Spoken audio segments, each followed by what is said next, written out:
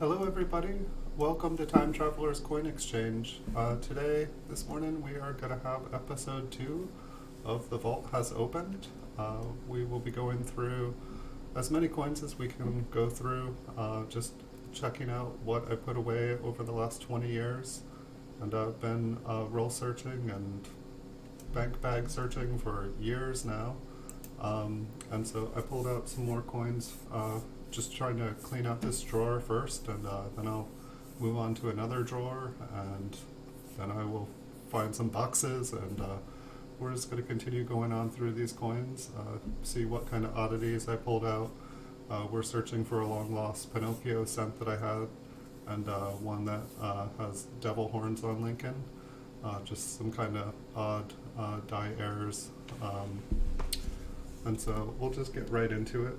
Good morning, everyone. So this one, it looks like it was a pretty nice grade, a higher grade, but it almost looks like there is some extra metal in the S. I will put coins like this aside towards the end of the video, and then I'll adjust the camera and go closer, and we can take a look at some of the ones that deserve a closer look. And pretty much the coins we'll look at, just for some reason I thought I should hold on to this, whether it be a higher grade or I thought perhaps there's an error on the coin, but I have been learning more as the years go by, and just taking a look at things and attempting to clean out my inventory and just check things out. So I'll put that one aside. It looks like the next one is a 1947p. Looks like it's perhaps like a MS Brown, possibly an AU coin. It looks like there is some wear on Lincoln. And I think like the 1947s and 1952p, I feel like I probably pulled out most of these when we see them, just because they're a little bit better date. And perhaps some of them have something going on with them, perhaps not. But I don't see anything necessarily special about this one. I was probably going through like solid date rolls, and this one just appeared to be a little bit better than the average. I noticed going through bank bags of coins that some of the dates were definitely way harder to find. And this one, to me, I'm guessing I was looking at the R here and thought it looked a little bit odd. Taking a look at it today, my guess is that it probably has a scratch there on it, and that's probably what's going on. Also, the D on it does look like there is possibly a little bit extra on the D on the corner, and so perhaps that's a scratch too. We'll take a closer look at it. I thought I had the camera pretty subtle. There's a pretty nice fingerprint on the reverse of this one too. And the tip of the wheat ear there looks a little abnormal. My guess is it's probably damage. And there, I guess that's the E. For a second there I thought there was a little bit extra, but if that's my fingerprint, someday perhaps somebody can take my DNA and make a clone of me if anyone wants to in the future. You're going to be able to find a lot of DNA on pennies from me. This one here, it's got a really nice toning on it. Same thing here with the other 1954S that we saw. It just looks like there's a little bit of extra metal inside the S there, so we'll take a closer look at it. This one's just got a nice kind of blue purple toning to it.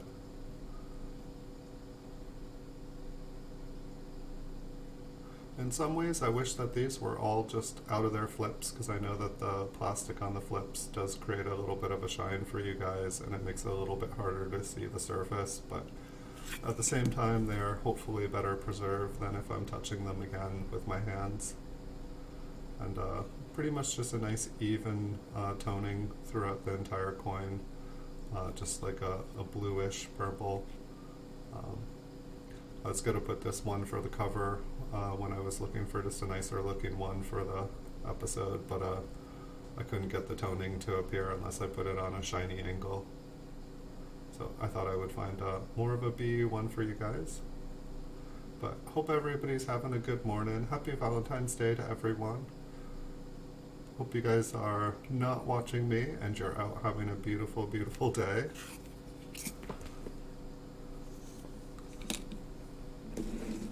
And just picking out a stack of coins, I felt like I did see, oh wow, look at that Liberty Air. Like that is a serious one. Like the B is starting to get lost. It's starting to feel like we're going to be looking at a lot of these up close at the end. Almost makes me just think that I should zoom in for the entire episode, but I like being able to see the entire coin when I'm looking at these, just so that I can see things. I feel like when I'm zoomed in, I can miss things. But as we go along, this is probably going to be like 1,000 episode season here. And so we can change things up as we look at more coins. We will have a better idea of what the best way to do it. I know watching some other channels, people are zoomed in quite a bit closer.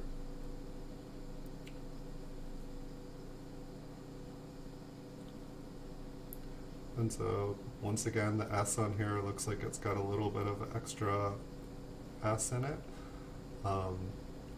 So, I mean, basically, like, these coins that I'm going through, they're kind of like the concentrates of hundreds of thousands, millions of coins that I've gone through. So, if it seems like every coin kind of is having the same error, it's not, because this is just a really lucky roll. This is like decades of looking through coins. And basically just any time that I found something that looked interesting, I put it away for future analysts or analyzing.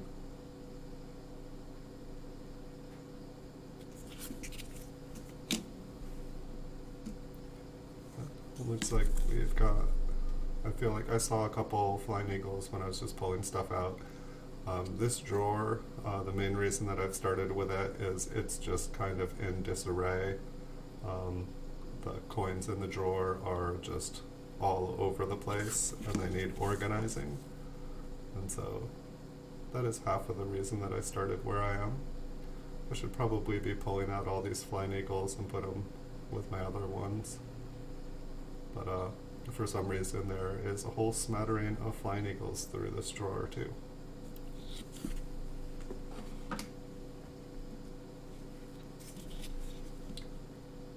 Looks like we've got another one.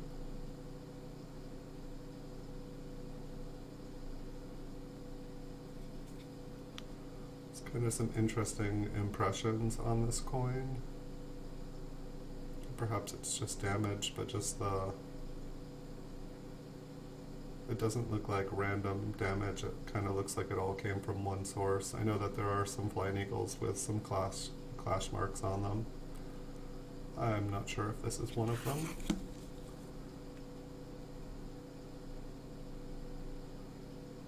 I think that there's like a 50-cent piece that is like kind of like a better known clash mark with the flying eagle cent.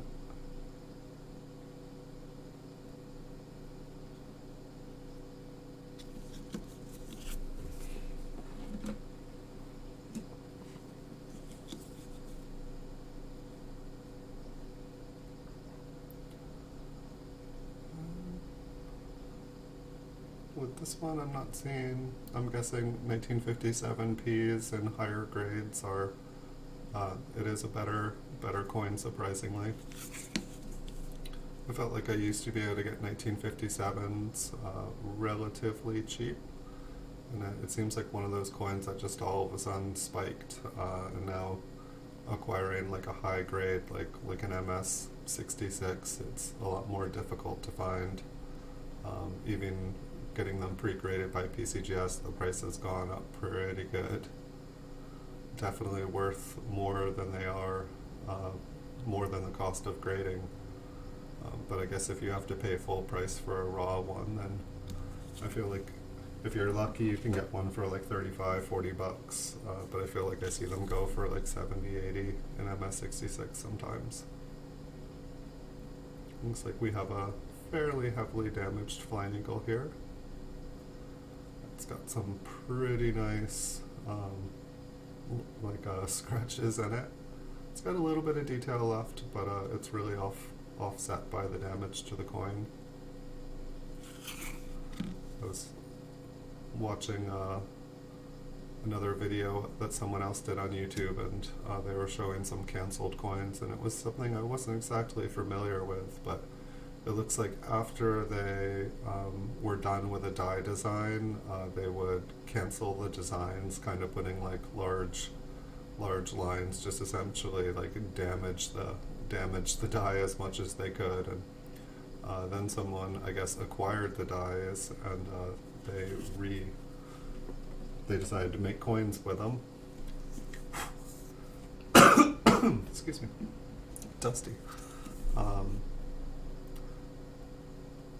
So it makes kind of an interesting looking coin when they are cancelled out. This 54S, it's got a little bit of toning, kind of red-brown, but a little bit of purplish in it. I feel like I possibly see something in the S there. It could just be kind of crud, but it does look like there's a little bit of crud on the coin. Not too bad, but the little nooks and crannies are really like where the crud likes to hide out.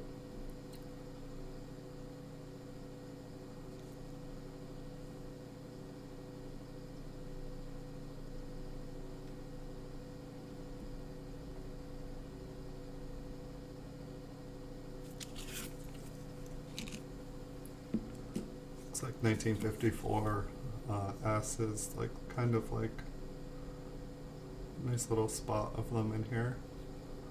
I'm not sure what's going on with the N.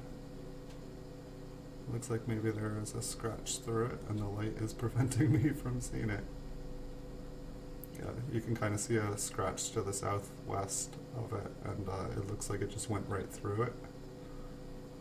Pinocchio, Lincoln's got a interesting nose here. I'm guessing it's just a scratch here. The Pinocchio scent that we're looking for, it probably extends about halfway to the rim, and it looks to me like it was a lamination error, and so that's one of the coins we're looking for. It just got lost in my hoard, and I'm not sure where it is, and I want to find it. And so that's one of the coins that we're looking for. So this is partly a treasure hunt. I know that there's a couple really cool coins somewhere. I just don't know where they are. Too many moves. You move coins so many times from place to place, and you start to lose track of where things are.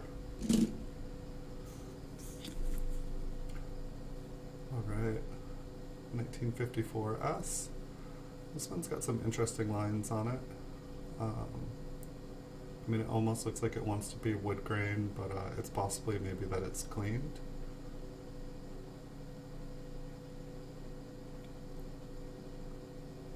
And for a second there in the light, it looked like the 4 had some extra 4 on it, but I think it's just kind of a shadow or reflection of the light.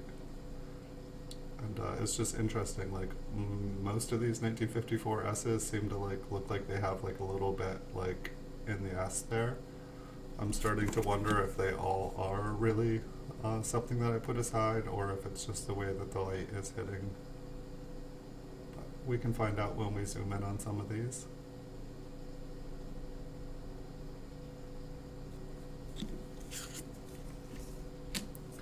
I feel like I've gotten a little bit better at zooming in and out and getting some good shots of the coins. This one itself in person looks super bright red, but as we can see there are some areas that are starting to tone, probably a red-brown color. They almost look blue in person.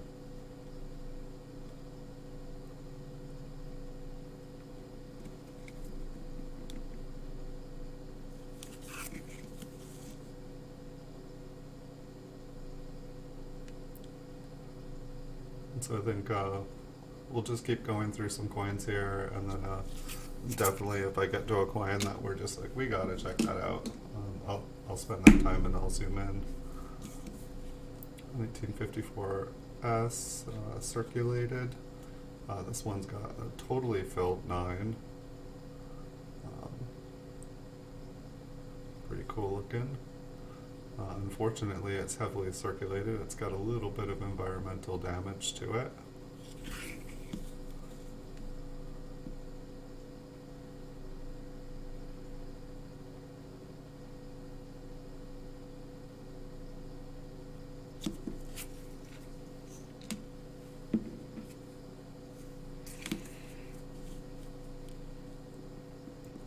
$1954S. Looks like the mint mark is super high up north. It's touching the 5. That always seemed really interesting to me.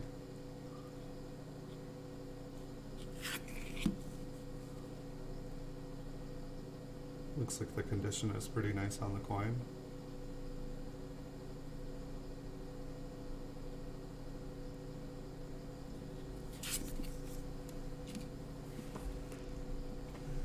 Grab some more coins here. Try to be careful with them.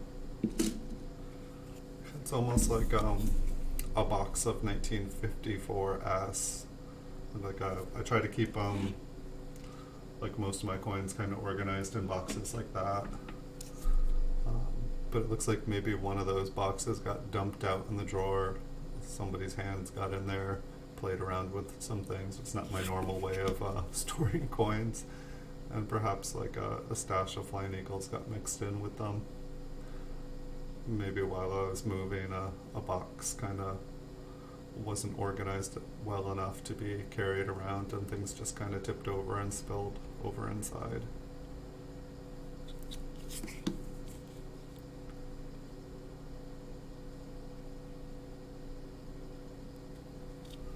Looks like mostly like the S mint marks were what I was looking at. We've got a 1958 here. It's got a couple scratches in it. Pretty even wear.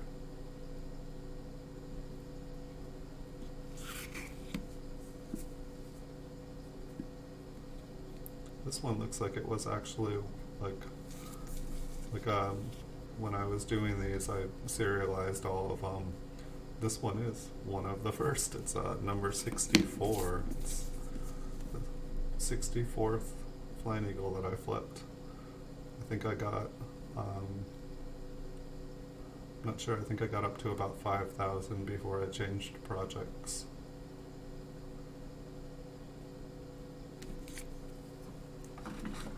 Hey, good morning, Terry Woodburnen. We are just going through the vault. We've opened up the first drawer, and we're just looking through a bunch of coins that we've put away over the last couple decades, and it's time to organize them and try to see if we can find anything now that we have a little bit more knowledge.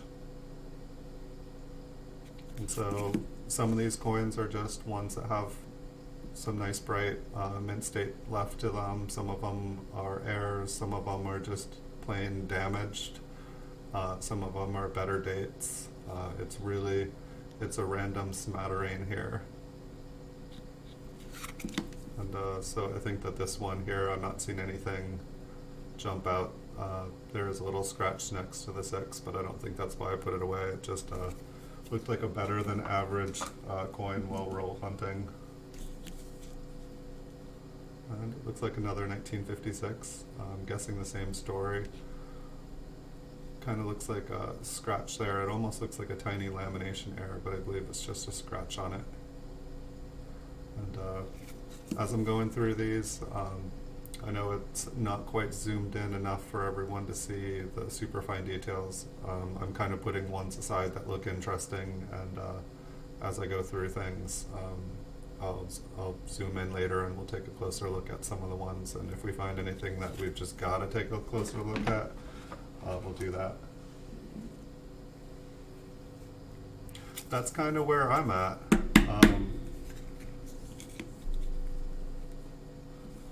I'm trying to figure out, what these coins are. if there's any worth to them. A lot of them were put away because I didn't know what the value, like this one, like I can see it's an 1854S, the 9 is completely filled on it. And so it's basically a deteriorated die, I believe.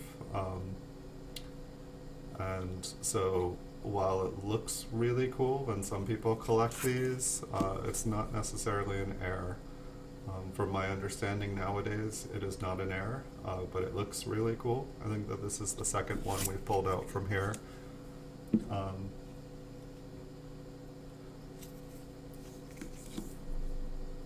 I was watching one video on trying to figure out what coins are worth grading, and pretty much it was I can't remember his name. I think it's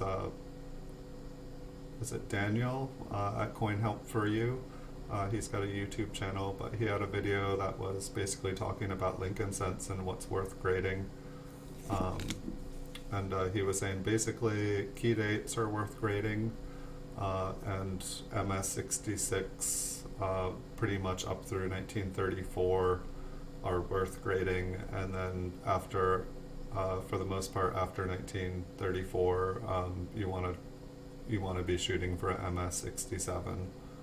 And it's not that coins under that aren't worth the money, it's just if you're sending something in as an MS-66 to get graded, and it comes back an MS-65, there's just a huge price difference in it. And I thought it was kind of helpful information.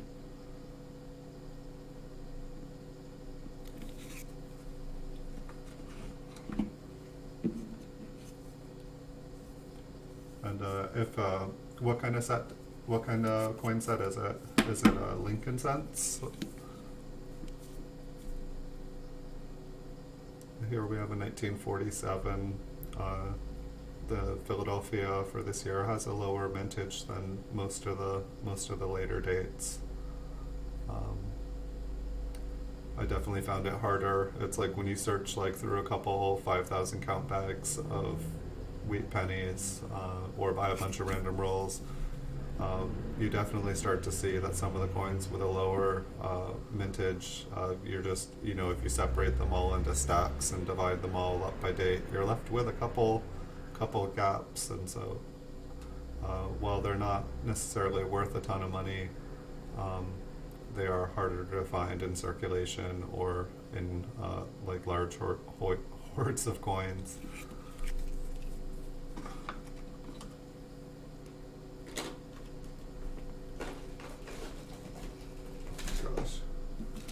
I hope none of these are getting staple marks on them.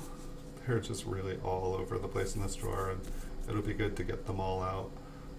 This one looks like there are some skull cracks, so it looks like the die is cracked.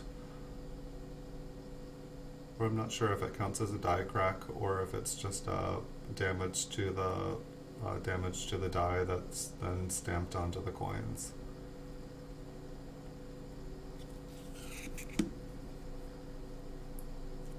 It has all, is it more of like a typeset?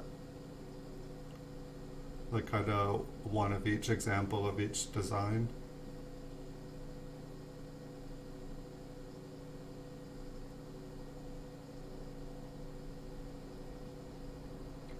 If it's a typeset, I'd probably go through, I mean, it's probably, depending on the typeset, I'm guessing it's probably about 100 coins.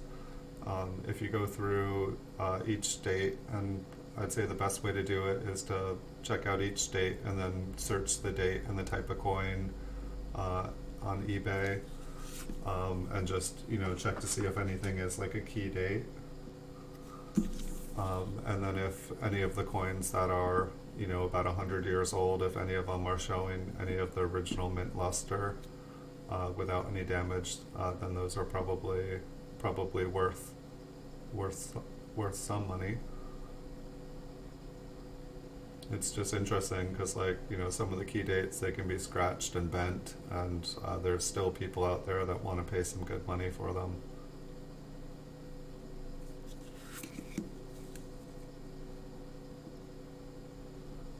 looking at this one and I'm asking myself, what was it about this one? And was it just a 1956 with some mint luster on it?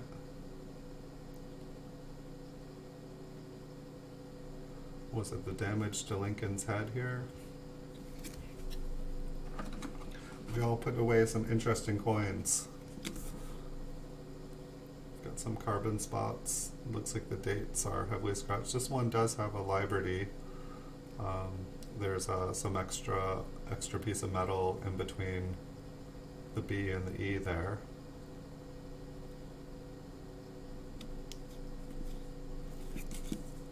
So people definitely collect these. Heavily dusty. Yeah, I definitely got to get these in boxes and out of kind of the dusty environment. This one says skull, so I'm guessing it has like a skull crack on it.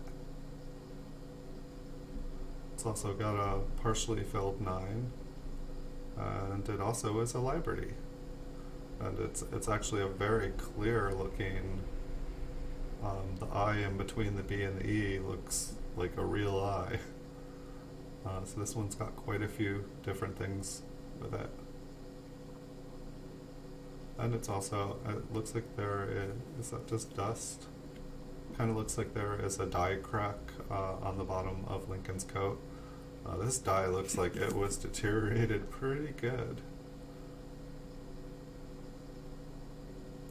You're very welcome. I am not the source of all knowledge, but I try, and I'm trying to learn as much as I can as well. So if you see anything on here that you know, feel free to pass on the knowledge. I am trying to learn as much as I can, and it just takes time.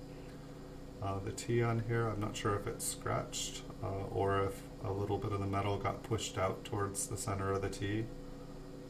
It looks a little bit interesting here. This one's just has a smatter, and it's pretty nice and bright red still. One thing that I've noticed is that I feel like I collected a lot of coins that were just very worn dies, like on the reverse when the lettering was like very, very faint. I thought that was, oh, it's missing a half an O. That's worth money. And nowadays, like, I feel like it's like, nope, it's half the O is gone because it's a weakly struck coin. And that's not necessarily worth any money.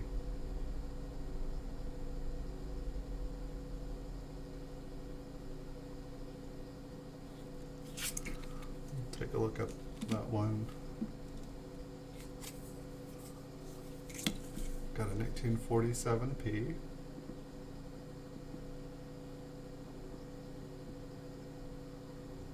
The 4 on here just looks super, super long.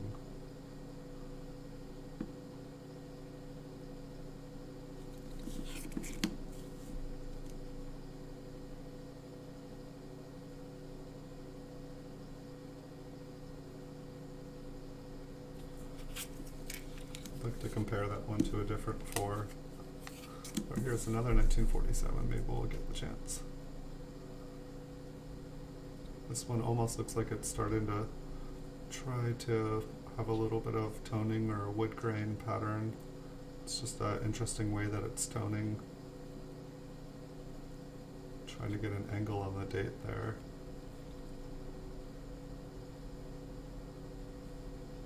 I think this one just looked cool, and it looked like it still was partially mint state. Although it does look like it's had some circulation.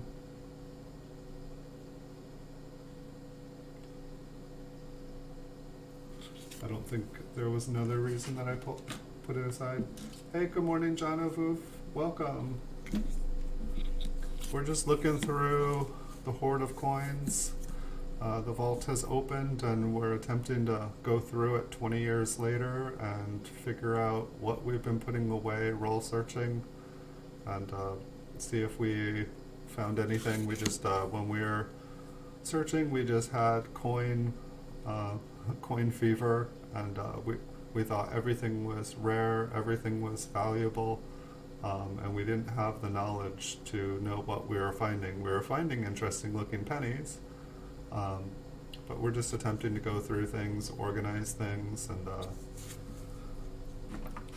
I spent a lot of time roll searching and a lot of time flipping these, and I think I had about 10,000 of them up. I took photos of about 10,000 of them and put them up on eBay, and you know, I'd sell like 5 or 10 a month or something like that of these raw ones, but they just didn't sell well enough to justify the selling costs on eBay. And so I'm not sure what I'm going to do with them all, but I don't know, pretty good morning here. Started early today just because I wanted to get a good chunk into this project, but this is going to probably take me years to go through everything. There's just so many of them, it's kind of overwhelming. That's why I've been putting off going through everything, but there's a couple coins that I know that exist in here that I would really like to find. So I think this one probably was just a higher grade than the average circulated coin. I feel like the S's on all these are looking like they've got a little extra something in them. And so these are basically the concentrates from millions of coins that I've gone through. So it is possible that they all have a little extra metal in them, but we'll zoom in after we get a stack of them here, and we'll check out the coins more close. How's your morning going, John?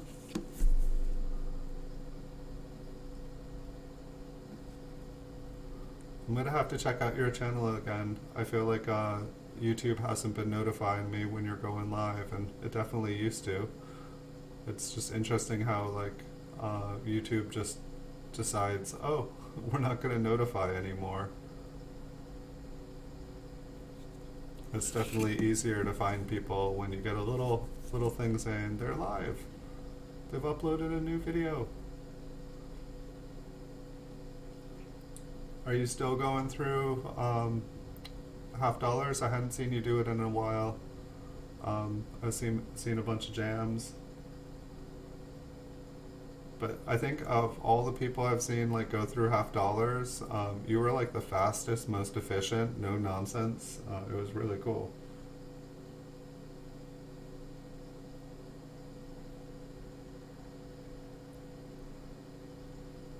Yeah, eBay, it's definitely expensive. I'd say I probably incur about $400 plus in eBay fees a month, and it usually comes out to about 20% of the total sales. Um, I found that pretty much to have an eBay store, um, you need to sell pretty much everything at about $20 plus. And so while you know things will sell for a couple dollars, it's like eBay. If you don't have tracking on everything, eBay will decide the case against you, and basically anyone can order anything from you, say it can't come, and get the items for free. And I just got sick of it, and so I put tracking on everything. And if either the address looks weird or it's above a certain amount of money, I just put insurance on it, and I don't have to worry about anything anymore. But yeah, eBay is a tricky place to do business, and I've been doing it for, I think the account that I have on now is about 20 years old. But I had another eBay account, but I think it was like something like I lost access to the email that I had, and I forgot the password, and so my one that I created pretty much when eBay came out no longer exists, or is in some weird eBay limbo land. I'm not sure what's going on in the edge on this one. Almost looks like there's like everything, I think everything's just been, like it's a really worn die and everything got pushed up into the edge here. I don't think anything's actually doubled there. Yeah, silver and gold and stuff like that, it was just it was insane. I would say like 30% of packages, whether um, wow, this one's got some awesome toning on it. About 30% are gold or silver. The people would say they never received the item, even with tracking. Um, and it was just ridiculous. And then the even crazier part would be I would see the people post the gold and silver that I sold them after they said they never got it. And they would post it up for sale on their eBay account with my photos that had my handwriting in the photos. And I would call eBay and talk to them, and they didn't care. They were like, sorry. And I'm like, look at mine that I sold to them. Now look at their photos that they're using and tell me that this person does not have it, and not pleased. Like I don't know. It's like eBay is like an automated machine, and unless you like please the eBay machine, the customer service oftentimes can do nothing to help you. It's rather ridiculous. This one's really pretty. There is like a pretty big scratch down at the bottom there, but some gorgeous toning on it. I don't know if it was toned like that when I flipped it or if that's just how I found it. I stopped selling silver and gold. I've got a couple like PCGS graded coins, but I stopped. It just was like not worth the stress. It's like until like somebody left feedback on a coin, I was just kind of worrying about it. I stopped. I don't have any of those problems with pennies, with certified pennies. Like copper just doesn't seem to attract the same crowd. Like people kind of get, I don't know, it's like silver and gold seem to attract an interesting energy. It attracts an interesting kind of person.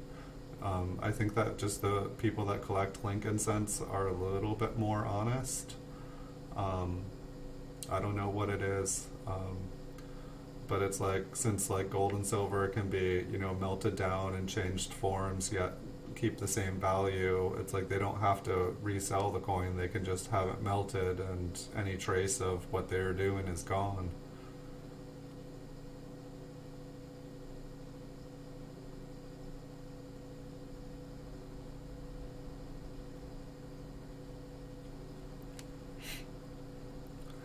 Yeah, I don't know, like, it's funny, like, almost any time I've had a problem with someone on eBay, when I've looked at the address and read the name and the address, just something about either the name or the address stuck out in my head. I know that there was one person who their name was I remember it to this day. Their name was William Selman, and the person basically scammed me. And then about 2 years later, with another account with the same name, this person attempted to scam me again. But they like contacted me and like they were trying to like get a better deal on the coin. And I saw the name and I was like, like I banned the account from my eBay so that they couldn't bid or anything. And it's interesting. It's like the same people. They just create new eBay accounts, and so it's like when you have a bad experience, it's like they get ingrained into your head.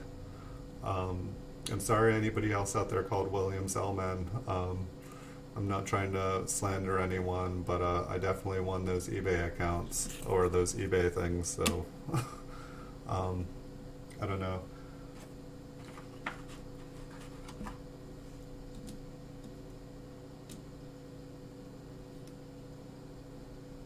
Yeah, I definitely have. I have had that happen quite a bunch. People will basically they'll say they want to return the item and they will print the shipping label, but then they never send it out. Same thing with people selling. Basically, I found that if there's a buy it now price for really nice higher grade stuff, even certified, if the buy it now price is like below a certain amount, it's like basically a scam. And they'll print the shipping label, but then they'll never turn it out. And it'll be interesting too. They'll have really good communication. They'll say, "Oh, I'm sorry, I didn't get stuff out. It's going out Monday," and you'll be like, "Okay, thanks. Just good communication. That's all I need." And then it's continued. They just try to get you to go past that 30 days where they can be the 30 days of when you needed to leave feedback by or make a claim or something. And it's just interesting. I think like last August I had that happen, and I was kind of worried just because I put it on my credit card. The whole idea was to like basically just flip it, and stuff never came. Excuses came, but the stuff never came. Kept getting new shipping labels, but just they would never ship it. And it was eBay actually took care of it really quickly when I told them what was going on. I'm trying to think of any advice, like I don't know, like a couple. It's not how not to get scammed, but like eBay will let you have more than one account. You just can't interact with the other accounts. And one thing of advice I've heard from a lot of people is to have one account that you sell on and one account that you buy occasionally on. And the reason being is that if you buy a lot of stuff on your eBay account, eBay never sends you deals or offers that they send other people, because they know that you buy a lot. There's no incentive to get you to buy more.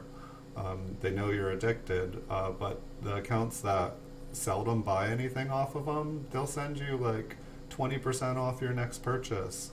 10% off of everything on eBay for the next 2 days. And it's like, if you just keep a second account, you can get like huge savings. And I think that they should offer the same deals to everyone across the board. I don't think that it should be, it's like, I know that they're trying to get new people hooked, but when it's something like fall sale or fall savings, like, it was weird. Like, I hadn't bought on eBay for about 6 months, and then I bought something, and it was just a month of nonstop emails saying, hey, we're offering you awesome deals. And it was just, the deals were so good I couldn't ignore it, and I like racked up my credit card, and I don't know, like, they're good. Like, their new marketing stuff, like, it gets you on there, it gets you bidding, it gets you buying.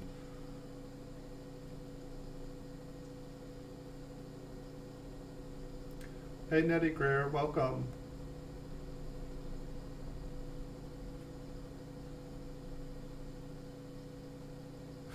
Thank you.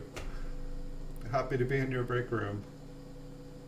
eBay is hard as a small business. I know it's like you kind of have to have a name. You kind of have to have a reputation. You've got to have like good feedback. I definitely say like offering free shipping, even though it seems counterintuitive. Just incorporate the free shipping into your price on everything. People like free shipping, even if it's included in the price. They just like to see one price, and be able to know what something's going to cost. If you have an eBay account, get stuff shipped out like either the same day or the next day. It just, that way you're guaranteed. If you can do everything first class with tracking, I recommend it. Selling small objects like coins, it's pretty easy. Like, these are like, one of these flips is probably 1 ounce, but for the most part, everything I send out is either 2 or 3 ounces. With tracking, it's basically $3.20 or so. Just incorporate it into the price. I don't recommend auctions at all unless it's like a super rare item. I do put up some auctions at reduced prices just to try to encourage people to visit the thousands of items that are in my store.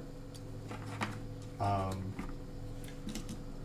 but I found that like with coins, there's just so many raw coins, like say like these, there's just so many listings. There's hundreds of thousands of just pennies, like, you know, and it's just too much for people to go through. And for the most part, people that are willing to pay up to $20 for a coin, by the time they're paying $20, they want to get a coin that's certified and slabbed, so that they know what they're going to get. There's just a lot of sellers that sell, you know, the photos are bad, you can't see what things are, but if it's been slabbed and graded, they kind of know what it is.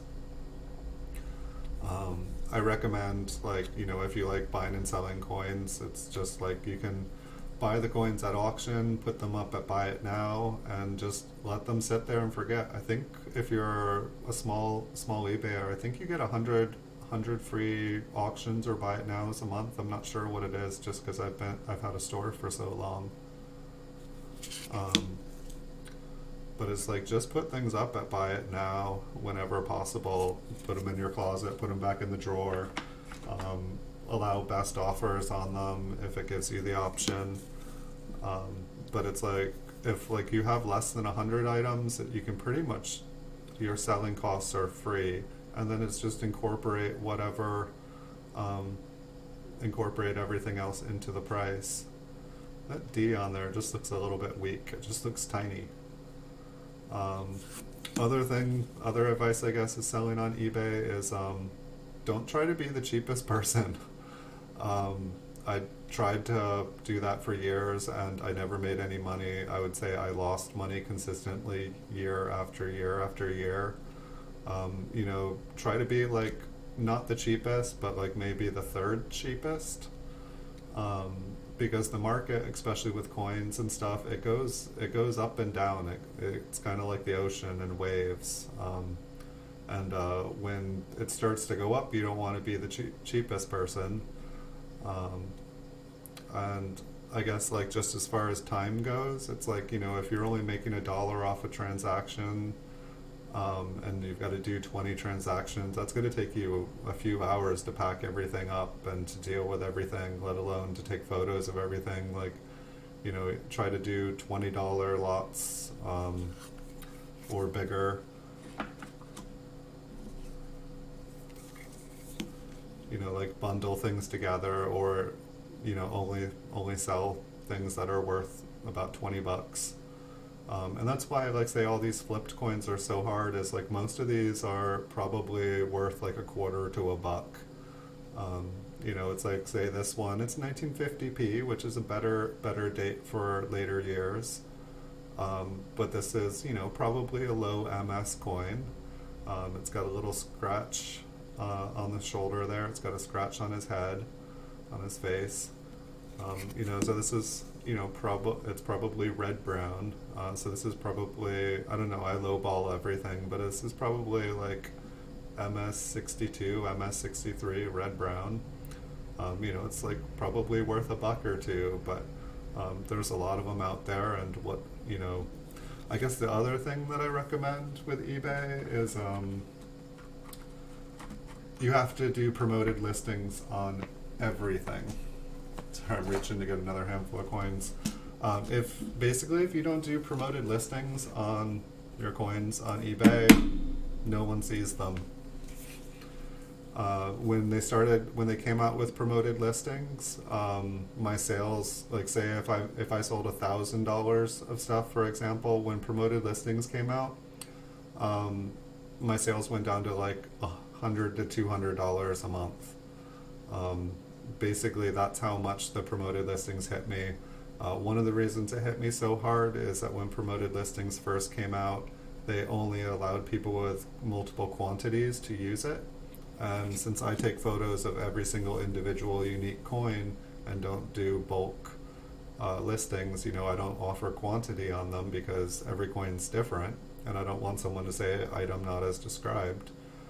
You know, I couldn't do it, and my sales plummeted. And I actually changed my store I ended up like just bulking everything together just so that I could do it. And then I found out that the eBay quantities don't keep good track. Like there's constantly errors in the system.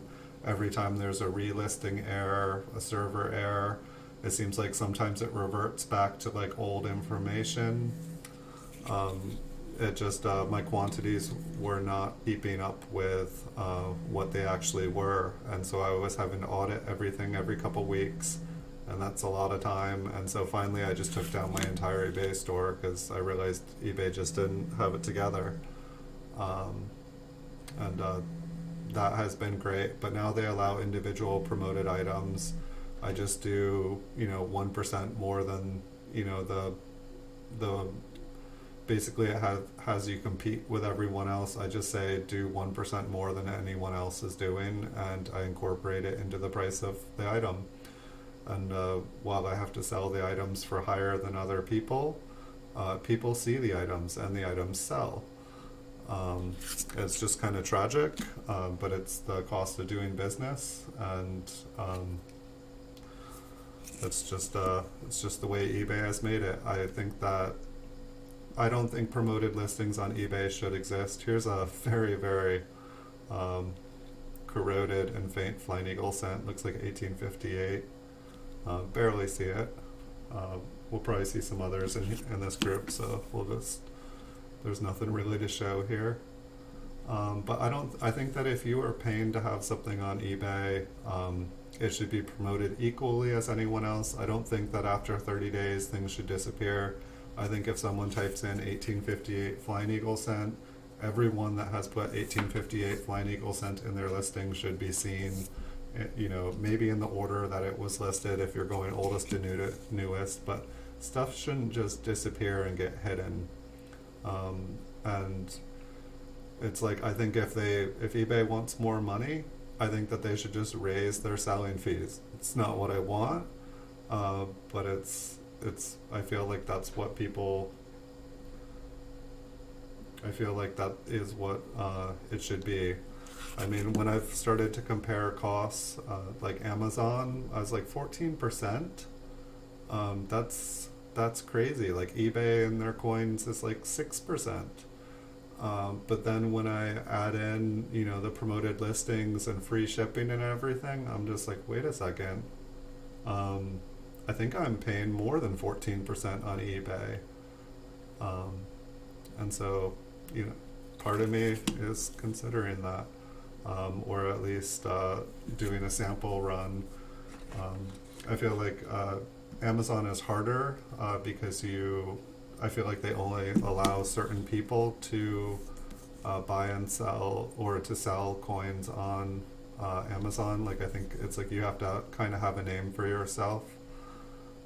They don't just let anyone, because they don't want kind of the scammy. But if you go on there and try to search for coins on there, it's like a ghost town. And it's like everything is like $25 plus for like the most common of common. So there is like a huge opportunity there, and so part of me is like, well, I pay more than 14%, maybe I'll consider it. But just I actually sold on Amazon a long time ago, and it was hard having multiple inventories on two different selling platforms. It's not impossible, but it just almost, I don't know if there's a scratch on the wheat stock there, but it almost looks like there's another line on it.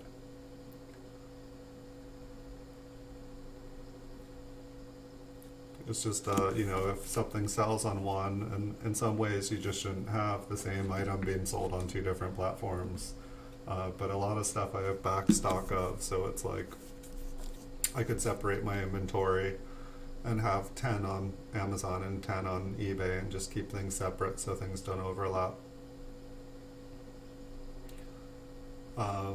One other random thing I guess that pops up in my head is when I first started selling on eBay, because I sell small items, I mailed things in, basically envelope size packages, basically the smallest package because it was the cheapest.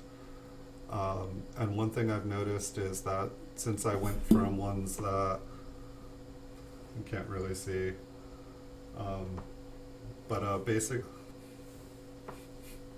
need a bigger camera. Basically, like I think the ones I use now are like 6 by 8.5, and they're about double the width of the other ones. About 1 in 100 of the little ones would get lost, and the post office would always say, "Oh, they just get, they fall in a crack somewhere. They, get stuck at the bottom of the bag, and then 6 months later somebody finds it." And but I noticed that with a slightly larger package, like the 6 by 8.5, they don't disappear the way the other ones did. And so that's been interesting. Same first class, same tracking, same everything. Just they don't fall through the woodwork.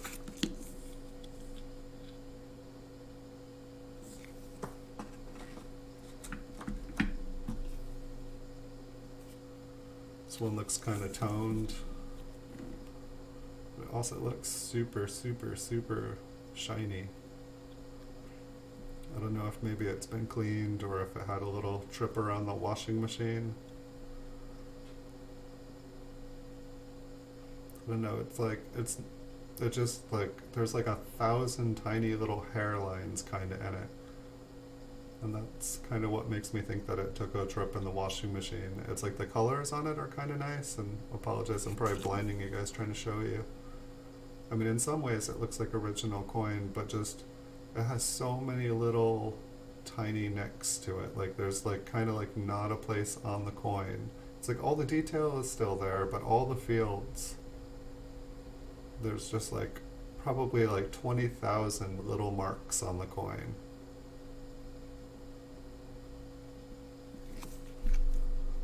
In person, looking at it, it looks really nice.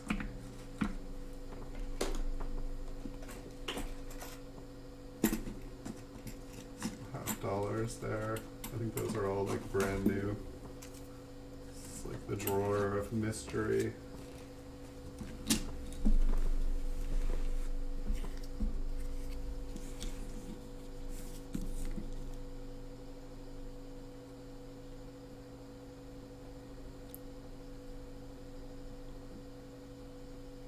Hey, Bigfoot Silver Hide and Seeker, welcome.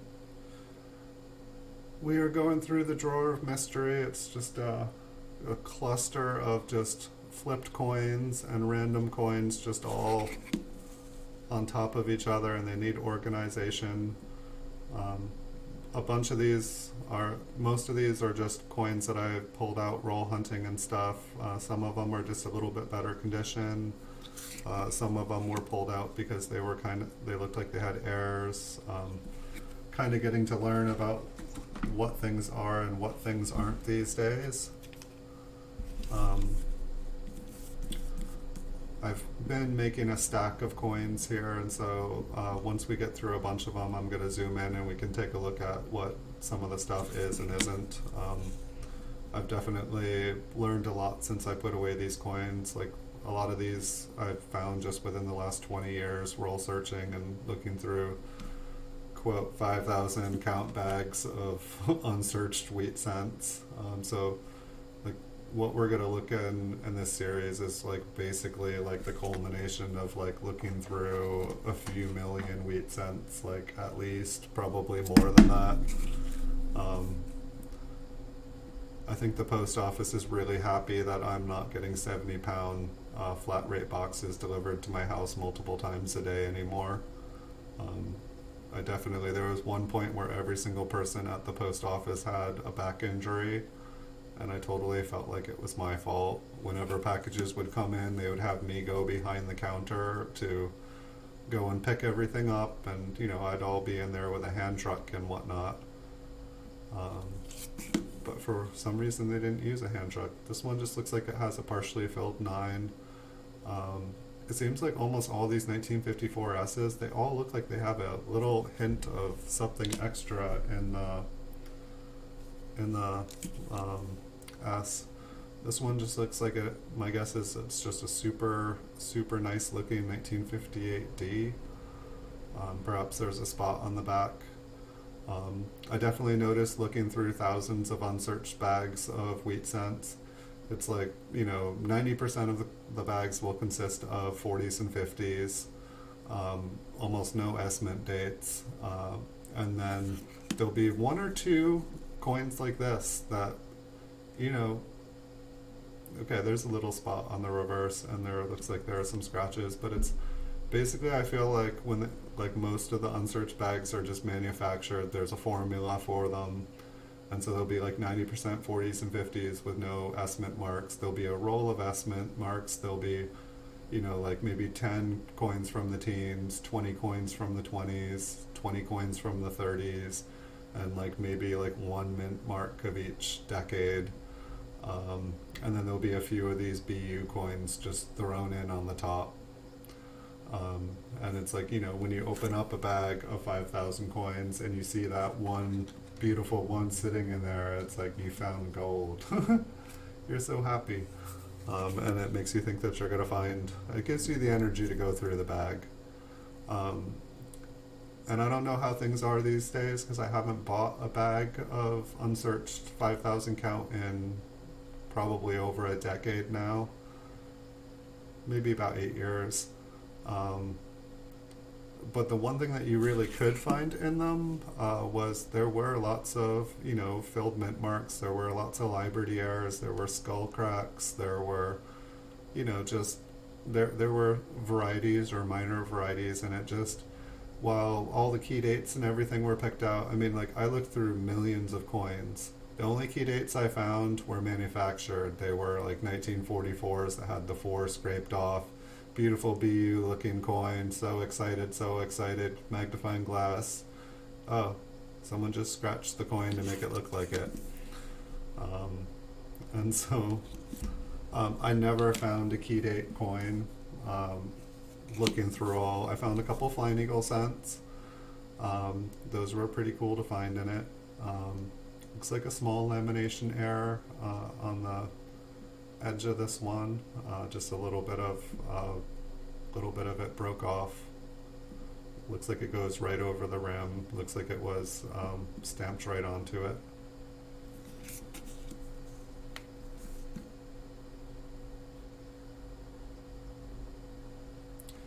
But yeah, I would, if you guys are ever buying unsearched stuff, no, you are not, like, unless somebody throws one in, and I mean, I'd probably say I bought 5,000 bags of 5,000 count wheat cents. And so if you think, well, maybe somebody throws one in there for fun to, get someone excited, I bought about 5,000 of them. I never got a bag that someone threw one in to make me excited. There was always the hope, and it's like, you think about it, it's like, okay, that key date, if someone did throw one in, they're not going to throw a high grade one in, they're going to throw a damaged cull one in. And so, like, a 1914D, that's maybe like $70, $80, $90 for like a damaged one. And how much does the whole bag cost? Like 140, 150. I think they're probably up to like about 200 these days. The one good thing about when I was buying them is that, like, the price of copper was so high. But it's really, if you want a key date Lincoln cent, buy one. That is my recommendation. It's like, I feel like the common raw wheat cents, even by the roll, I feel like has like gone way, way, way down. Like, that's when I went through them, I would divide up every decade and then every date, and I would do solid date rolls. That was my original eBay store, was just selling rolls of circulated and uncirculated wheat cents. That was back in the 80s. It's quite possible there was still one, and it's like, if you're buying collections, like random collections that somebody had, then it is possible.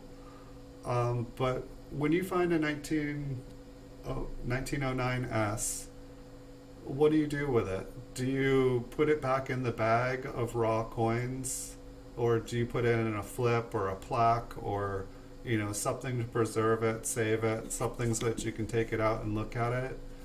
It's like, basically anyone within the last 50 years, if they found a key date coin, they would have done something to preserve it, to separate it, so that even if somebody got the collection and didn't know what it was, it wouldn't just go in a bag of 5,000 count wheat cents. You know, like, I don't know, like, I feel like, I don't know, I guess, like, it is possible. It had details. Well, that's a better find than me. Well done. And I mean, it's like you go on eBay and it's like they'll manufacture these. You know, they'll start a new account. You know, the name it'll usually be like, you know, my grandfather passed away. There'll be a story, and what they're doing is they're selling a story. You know, my grandfather, you know, passed away. I inherited his coins, and it's like, it's what you want to hear. It's like, not like, you know, you go and the person has 10,000 feedback and they have every kind of coin in existence, and then they're claiming that these ones are unsearched. And it's like, you're like, why would you sell unsearched ones? But it's like, they usually have less than 500 feedback. The account will be used specifically to sell things that, you know, appear like they're unsearched. And there'll be a story to it. And then you'll read their feedback, and the feedback will be like, I got a 1909S in it, I got a 1914D. And it's like, you just hear all these feedbacks, and it's like,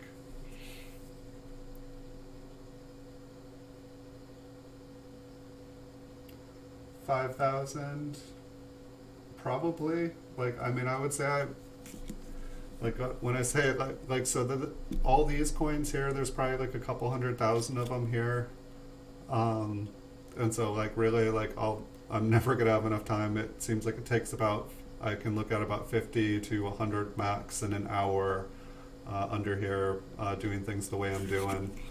I'll never be able to show you guys all the coins this way, but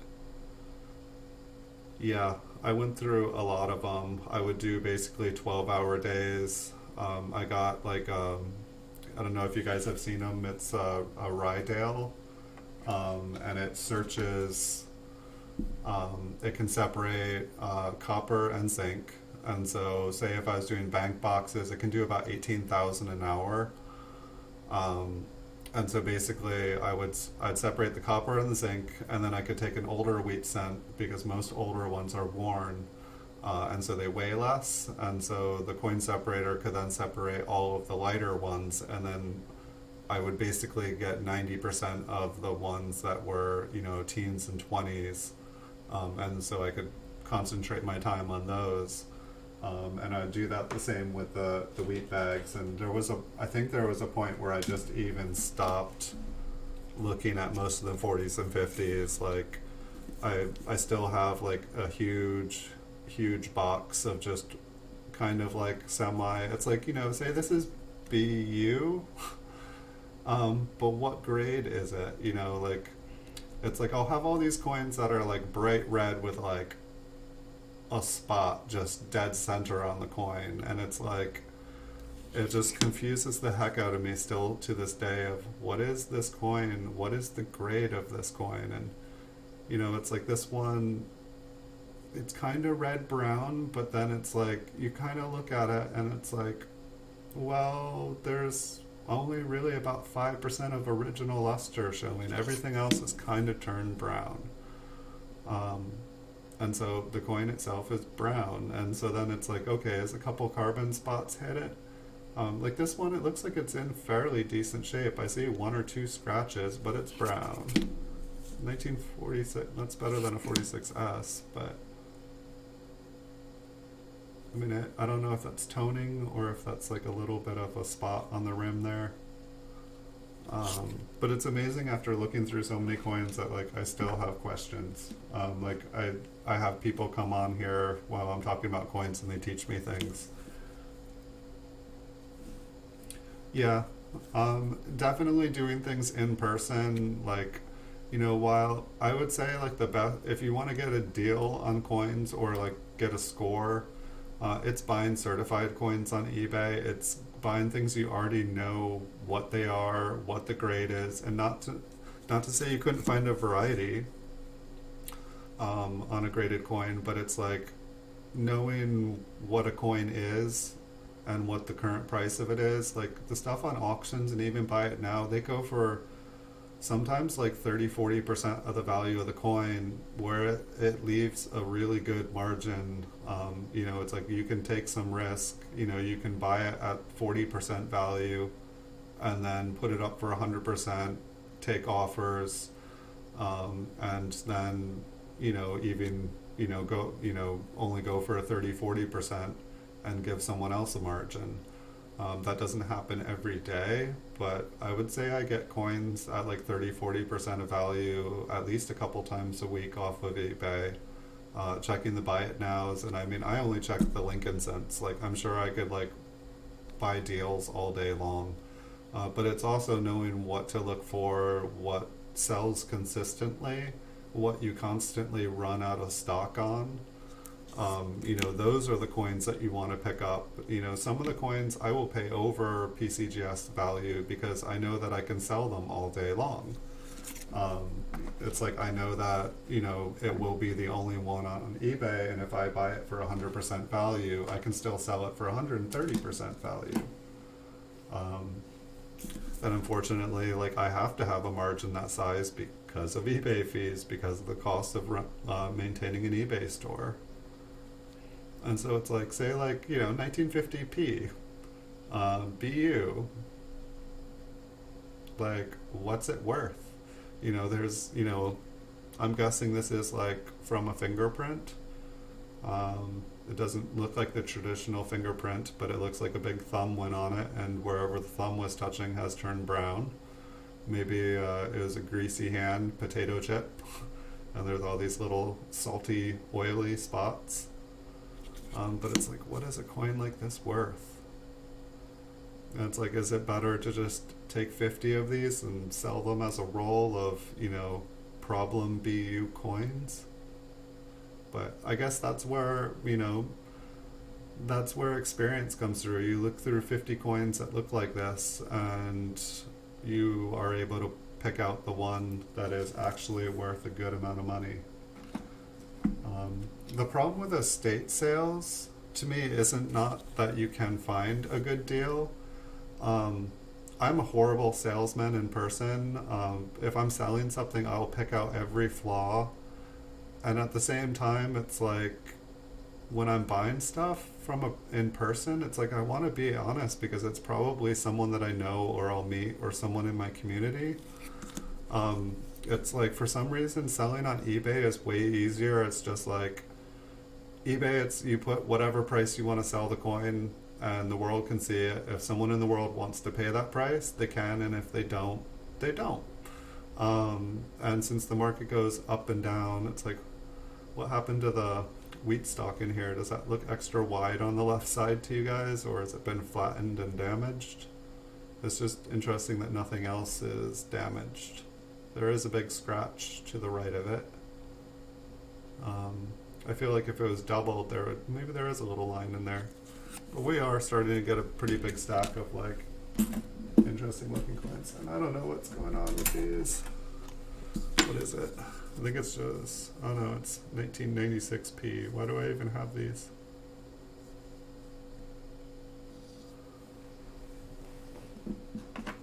And then 2017D. I know nothing about these coins. Did they, do you guys know, are all the modern half dollars, are they all at NIFCs? I just don't know that much about half dollars. I know I watch with the modern stuff.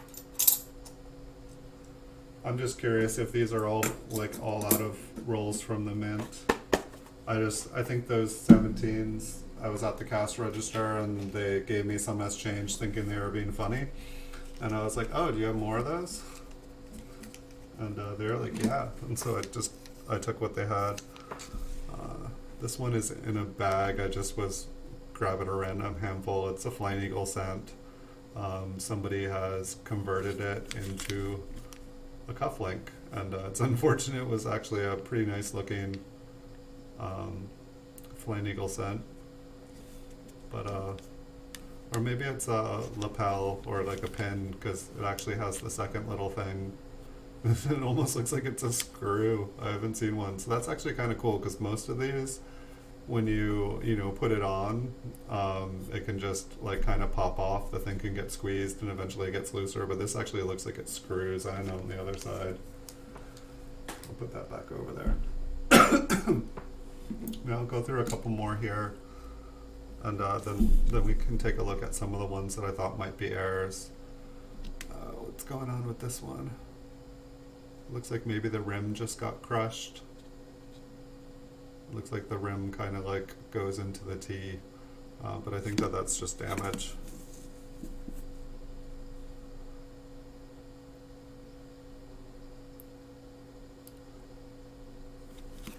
It's like I don't know, I guess the other thing is like, it's like a really small community, and honestly, I mean, I noticed that no one was interested in anything about coins. So I just stopped talking about coins because people's eyes would kind of like glaze over and they'd start to edge away from me like I was an energy vampire. So I just stopped talking to people about it. And the other reason is I wasn't trying to advertise that I have coins in my home or like, keep them at my home sometimes. And I don't know, for the most part, I just keep like these like raw ones or whatnot. If somebody was to want them, they would have a heck of a time dealing with them all. So this one is a Flying Eagle cent. I'm guessing it's 1858. Kind of looks like I can imagine any date here. But I guess I just, since I sell online and stuff, it's easier to kind of like remain anonymous. I think everyone thinks I'm a grower. It's like this is what I do for my business. This is what I do for work. And so the fact that I'm like, out able to do things and stuff, which I live a pretty frugal life. It's not like I'm going out and doing crazy stuff all the time. I'm pretty much a hermit. But I think people wonder.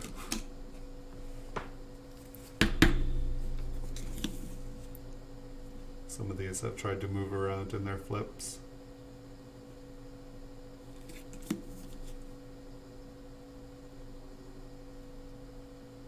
That's definitely one of the things I've been thinking about. It's like, are these better off in the flips being near paper? It's like, I'm assuming all the paper is acid free, but I probably bought them off of eBay and bought them in bulk, and probably, I probably bought the one that was the cheapest. And so it's like, what happened with this one? Is it a deteriorated die? Has it been hammered into a Whitman book by a young me? I just don't know. It's like the wheat ear.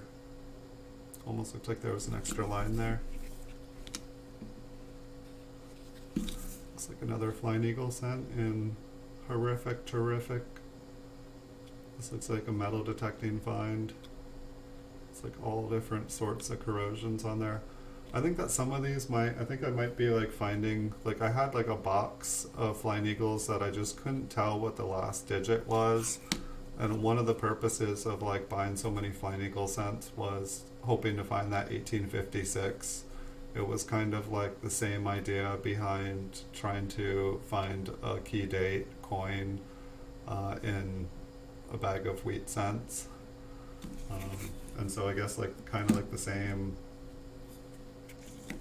logic applies. If you think you're going to buy like a big group of Flying Eagle cents, a bunch of coals, and find a key date in them, probably not. I know every time that I saw one, it's like you see like the dateless coins, and people on eBay will be like, it's an 1856. And they want $1,000 for it, and it's ungraded, and it's like, well, if you're so confident it's worth $1,000 and it's 1856, why don't you get it graded? Like, what could it hurt you? Your item's actually gonna sell. One thing I found was interesting is I know I'd made some videos saying like, hey, if you guys are wanting to sell your coins on eBay, you're welcome to use my coins as a template. You know, just follow the link and hit the sell similar, and you'll have to add your own photos and your own serial number to from your slab. But all the information will be there. And I noticed that people were like actually like copying my listing completely, which I was basically fine, but they were using my serial number and no photos, and you know, even like on all my eBay coin auctions and buy it nows, they all have the word video at the end, and so they were all like saying there was a video. I was just like, you just got to put a little bit more work. I did 90% of it for you, but it's funny, like I'd come across, I found one of them, or I don't even think that this is the best one. But yeah, I'm looking for 2 specific coins within this collection. One of them has devil horns, which this isn't quite as good as I remember it. I don't think that this is the one I'm looking for. I don't know. Imagine memory does funny things. I mean, this one is cool, but is this the one I'm looking for? But one has a Pinocchio nose and it's a lamination error.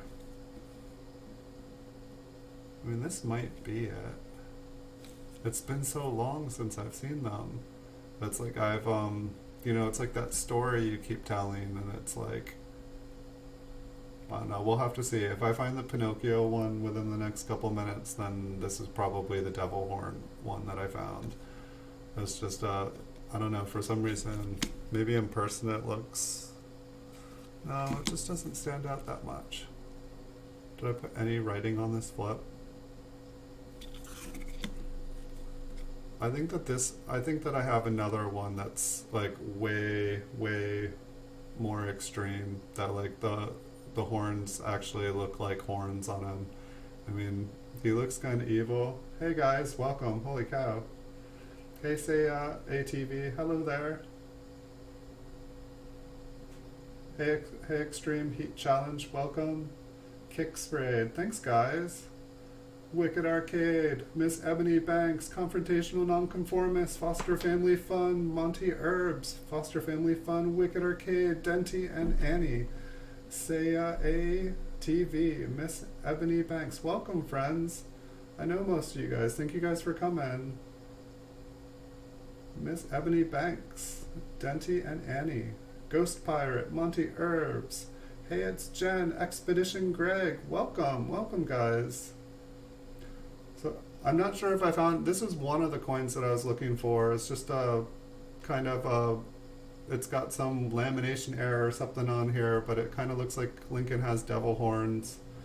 I'm looking for my one that has a Pinocchio nose. Welcome, Octay Dogan, Denty and Annie, Premier Hall, Princess Delilah 617, Ghost Pirate, Denty and Annie, Armed American Patriot. Hello guys. Welcome AAP. Hey, it's Jen. Noni, May, Crochet, and more. Wow, I think that this is the first raid I've ever had. So thanks guys. Really cool. Welcome guys. Welcome Premier Hell.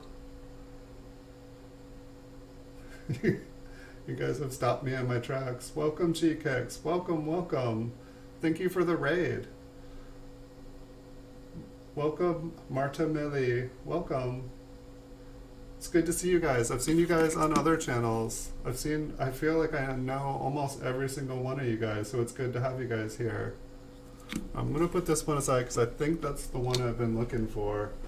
I'm really curious if we'll find the Pinocchio one in the same little corner that I pulled those coins from. Oh my gosh, there's so many of you guys. Let's see. This is definitely not it. So I've been looking through the vault here. Basically, I think we did some math, and I looked through about 25 million unsearched wheat cents, and this is just kind of all the coins that I pulled out over the years, that I was like trying to learn more about coin collecting, and just kept putting things away, and now I'm trying to take them all out and organize them and figure out, did I actually find anything worth money? The one that we're looking for here, it has a lamination error, and Pinocchio's nose extends about, or I'm sorry, Honest Abe's nose extends about halfway to the rim, and it just looks like a nose. And so the reason that I love the penny was because it's Honest Abe, it's Abraham Lincoln, he's known for telling the truth. And here he is on a Lincoln cent looking like Pinocchio, who is, known to not tell the truth. And so it's just one of those kind of like randomly, it's like if you found like a Cheeto in a bag of Cheetos and it looked like our president or something like that, it would be like that. Any president, like if you found a Cheeto that looked like Abraham Lincoln, or I'm sorry, if you found Abraham Lincoln that looked like a Cheeto, if you found, if you found a potato chip that looked like a famous person, that was one of the things that eBay was all about. It's like just oddities when it first came out. It was like you could find truly unique things on eBay. And so the reason that I really liked that coin was because of that. Hey, thank you. Do be warned, I do make a lot of videos. I've kind of slowed down. I was making a couple hundred videos a day. Now I try to keep it under 10.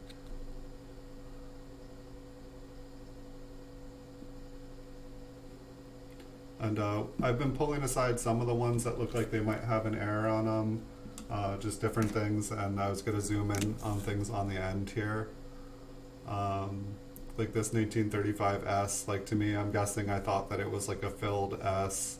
I'm guessing that it is just because it's really, really worn and the date has been crushed. It's possible that there is a variety there. Yeah, I've been collecting since I was about 4 or 5, and I feel like I started to seriously collect when I was about 20, and I would say like I took things to an unhealthy level around the time I was 30. Was under some like interesting impression that you could buy all the wheat pennies, that you could buy all the Flying Eagle cents, and I did buy a crazy amount of Flying Eagle cents. This 46 looks like it's just a little bit better average. And so if anyone wasn't here, basically it was just, this is kind of the concentrates. It's going to take me probably a year to go through all these, but this is about the results of looking through about 25 million wheat pennies and even more memorial cents, trying to find these all. I bought a lot of bags. I was buying on average about 2 or 3 of the 5,000 count unsearched bags of wheat pennies on eBay. It was an addiction. It took my entire paycheck.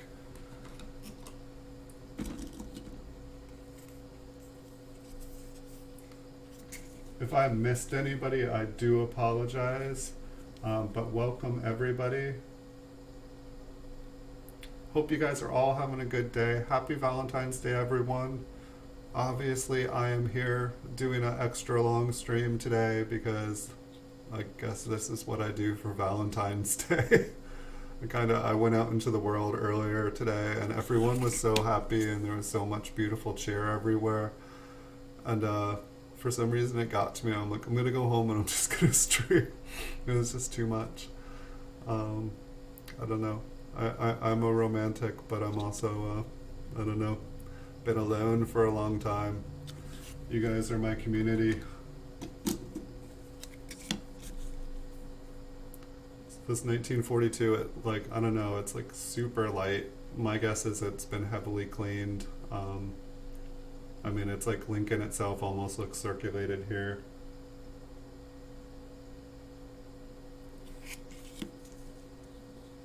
Yeah, I'm not a big fan of the shield cent myself.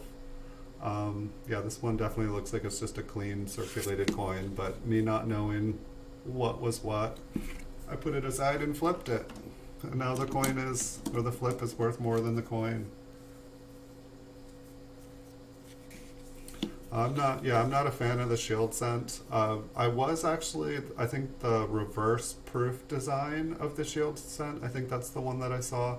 I thought that that one was actually kind of pretty. The way that the shield stands out was really kind of cool. I think I put this one away. It's like you can kind of see like the edges of the outer devices, the lettering are just kind of pushed out. I believe this is just from dye deterioration, just heavily worn dye. It starts to make everything look doubled. It looks like the reverse is kind of similar. Like Unum there just looks like stretched. It just looks like it gets bigger and bigger as it goes to the side. Here's a completely destroyed Flying Eagle cent. Oh wait, it's an 1856. No, I think it's just an 1858. What do you guys think? Did I find $1,000 here? A dented piece of treasure? Or did somebody just, yeah, I think it's 1858 too. But I think I've like this drawer is just, it's like someone turned it upside down. I don't know what happened to it, but I had like a box of Flying Eagle cents that I was like, is this a 56 or a 58? And the reverse design looks like a 58 to me.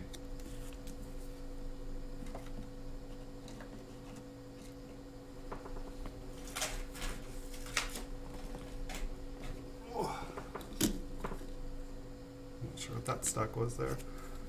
Got another Flying Eagle here. Looks like this one is. I don't know. What do you guys think? Is this fair or poor? It's got actually a relatively even. It's actually relatively evenly worn. You can almost make out the date. I'd say it's maybe in fair condition. The reverse is actually almost in good condition, but there's no real damage per se. It's just this coin has been passed around more than, say, me in my teens. It's heavily worn. What did I just call myself?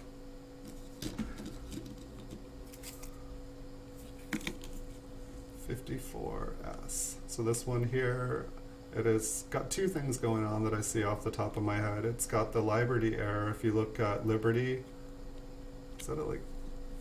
Yeah, it's got like an extra piece of metal in between the B and the I. And so these ones are actually collectible for that. There's people that collect them. I think I have pretty much one for everyone through the 40s and 50s. And then not really as collectible if you look at the 9, it is completely filled. I think that this is like the third or fourth one that we pulled out that is completely filled. Normally it's just a little bit. That one was extreme. For a second there, I thought I was looking at an 1855 Flying Eagle, and if 1856 isn't rare, an 1855 pattern, that would be extremely valuable. But pretty much, if you guys ever see Flying Eagle cents, you're gonna find a 57 or a 58. The 56 is like, I think that there was like only like 2,000 to 6,000 or something like that made. Maybe it was 6,000 made, 2,000 to be, thought to still be in existence. And then I think the 1855 pattern, I think it was like kind of like the sample pattern that was, before they made the coin. But this is the original nickel. This is the first small cent coin. These came right after the large cents, and they are part nickel, which gives them kind of a different color than other cents. And then following these, we got the Indian head cents. And so they're pretty cool. I really like them. I tried to play Monopoly on them, Pokemon. I tried to collect them all.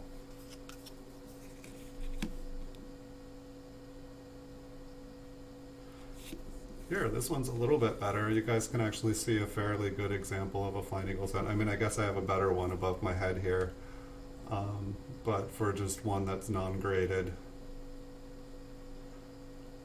Yeah, I've been, like I was saying earlier, I've probably gone through over 5,000 bags of unsearched wheat cents from like eBay and different dealers and stuff. I've never found a key date. Like a Flying Eagle cent is probably the most valuable coin I found in a bag of unsearched. My recommendation, if you guys are ever wanting to, you know, hunt for them, finding things like I've been showing you here, like with just like the Liberty Air and like a cracked skull and just, you know, kind of oddities. I know this one almost looks like the rim. Does the rim look a little bit, I guess we haven't really got to see many good examples here, but for some reason the rim on here, you can notice that the one above me, it's got reading.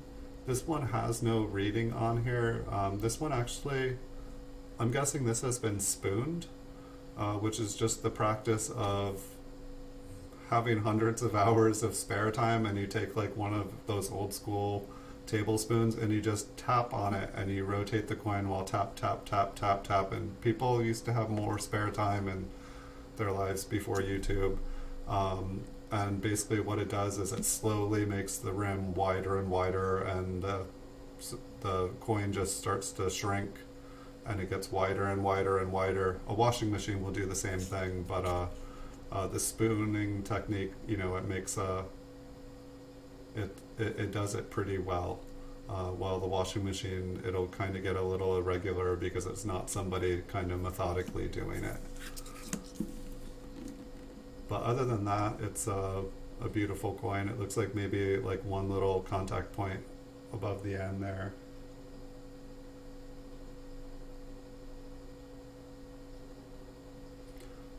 But yeah, spooning. I feel like the technique of spooning, I believe, is kind of used as well. Like, I don't know if you guys have ever seen the people on YouTube. There's the people that make like rings and stuff out of like quarters and stuff. And so basically what they'll do is they'll spoon the edge of the coin, widening the ring, and then I believe they like drill out the center, or cut out the center, and then leave some of it, kind of like leave some of the design in the ring. But it's like when they make rings out of them, it's kind of the same practice. I'm hoping that I'm going to find that Pinocchio sent in here. I thought that I might never find it again, but the fact that I found that one Lincoln that had the devil-like horns on it, which I'm not even sure if that is it. I feel like I found a couple that kind of looked like devil horns, and then there's this one that just was like extreme. I was just like, okay, that's somebody at the Mint was having fun. I almost don't think that it was on, you know, mistake. I feel like somebody there, like, you know, someone got hired at the Mint with an art degree. Was having a little bit of fun. But I put that one off the side because I don't know, there's a couple pennies that I've just been wanting, like I want to put them up above me, just make some videos of them.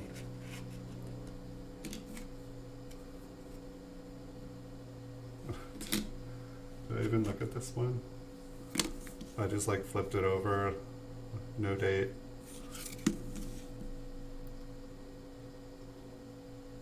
I think I need a sip of coffee. I totally looked at that one and I didn't even check it out. Alright, so here we've got a 1958D. And so this is kind of one of the things that's just like, you know, you're going through 5,000, you know, very well circulated coins, and then you pull one out that's like partially red, and it's like, it looks way better than all the other ones. It's, you know, BU technically, but what do you do with a BU wheat cent that has all these spots on it? I mean, like trying to learn how to grade this stuff just baffles me. It's like, do you just put them in a roll of BU coins with problems with damage? It's like, you know, there's a million of them on eBay, and so you pop them up there and they can't compete with the other coins. This one looks like it possibly has like a skull crack on it. It's just the die, something happened to the die, and so that ended up producing a bunch of these ones with just a crack in the skull. I think that is probably the only reason. I mean, this one is probably AU, like it's kind of chocolate brown. It's got a scratch on the reverse.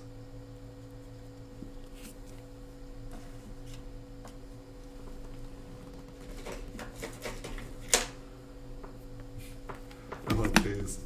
So like if you guys ever are like buying stuff, this is just randomly in the drawer, like International Numismatic Bureau, you know, it's like they'll usually say something like brilliant uncirculated, You know, the front on this looks, you know, it looks like an uncirculated coin, but one thing I've noticed with about every single one of these that I've found is, um, oh, is this not the example I was going to look at?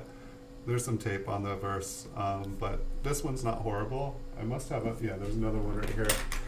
But it's basically every single one's got like whoever did these, and I guess it's like a basement slabbing company or something, but like every single one of them has a fingerprint on the reverse of the pennies, like every single one I've ever seen.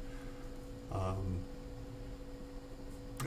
it's interesting because I mean they're only claiming that it's brilliant uncirculated. There's no grade attached to it, but they throw this serial number on it, and I haven't even been able to figure out if the serial numbers are actually a thing. Like I have to like look up the company, trying to find the company, and I can't even find any information on the company. It's like it's been like scrubbed from the internet.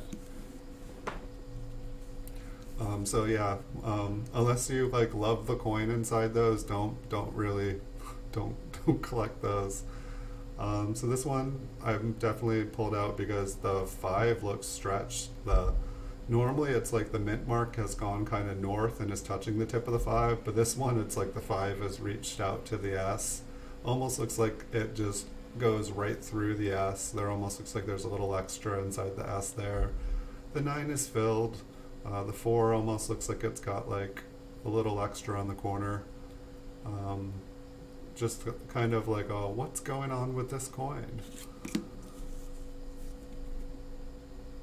And then at the same time, it's like, you know, it's a BU coin. It's got a fingerprint on it. It's got some environmental damage showing. It's like, okay, this is possibly an error, possibly some sort of variety, but it's also slightly damaged.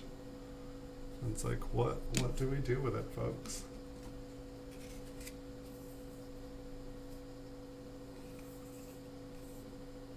Syrup, yeah. I know. I mean, it's like, you know, it's if you're trying to buy that coin and you like the coin in the photos, then great. But it's, you know, it's only saying it's brilliant uncirculated. Like, you know, it's like this one here is probably AU. It looks like there's quite a bit of wear. Like if you look at it at this angle, you can just see tiny little friction points all over the coin. You know, it's got original luster. It's probably AU. So this isn't a good example, but I'll probably pull that one. But, you know, if you have a bright red shiny coin or a bright nickel, I feel like somebody can safely say, or if you pull it out of a BU roll, it's like an original roll. I don't feel like there's anything wrong with putting it in a slab and, you know, saying it, but for some reason when you make it all presentationed like that, it definitely makes it look more valuable than it is. And granted, I've heard people sometimes, you know, they'll buy those, you know, because they've got a good eye and someone takes good photos, and they'll buy it because they know that the coin inside is worth good money. But I don't know, I prefer like PCGS and NGC. Nothing against Annex. I've just never really gotten into them. And I don't know what it is about Annex. Maybe it was just I feel like I did my research, and when I did all my research, it seemed like NGC and PCGS, I feel like, does about an equally good job grading. But from when I was looking at prices and comparing things, the prices of the PCGS stuff just seemed to go way higher. It just seemed like the market demand was higher. This one's got a little bit of toning on it. It's kind of red-brown. Kind of on the bottom right there, it's got some kind of like silvery thing going on.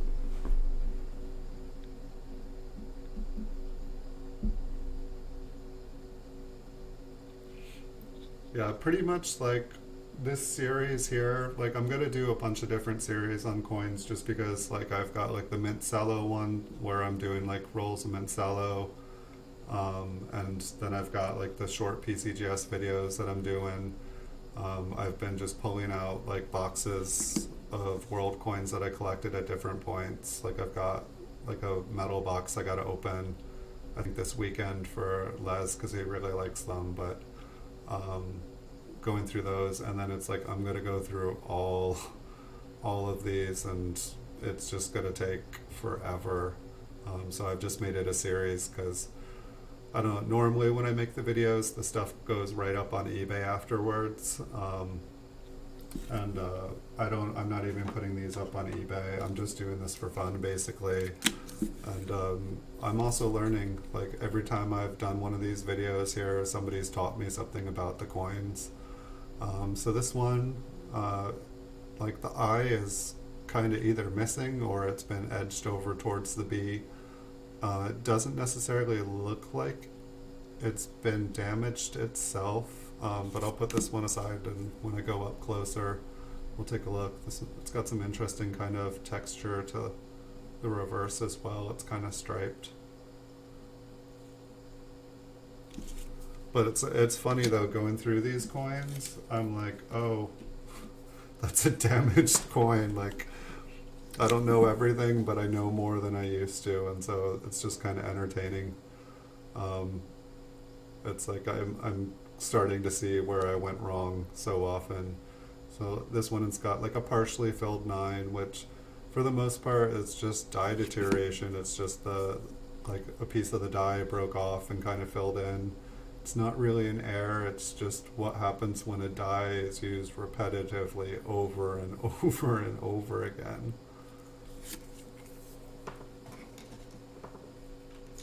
It's in a 1909. It's got a sticker over it. And the sticker peeled off. I don't even think I can show you guys. Cheap. 1909, cheap.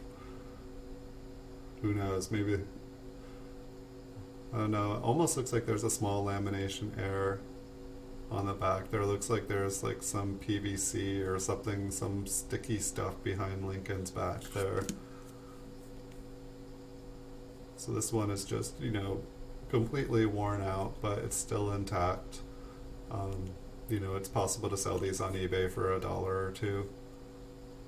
So that's probably why I bought it. It says $2. It was probably on sale.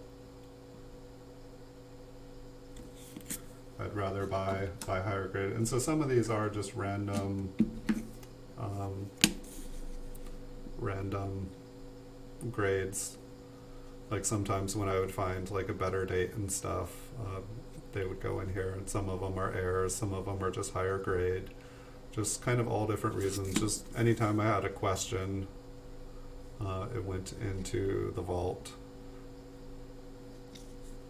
I'm not even sure, did we have a date on this one? Maybe.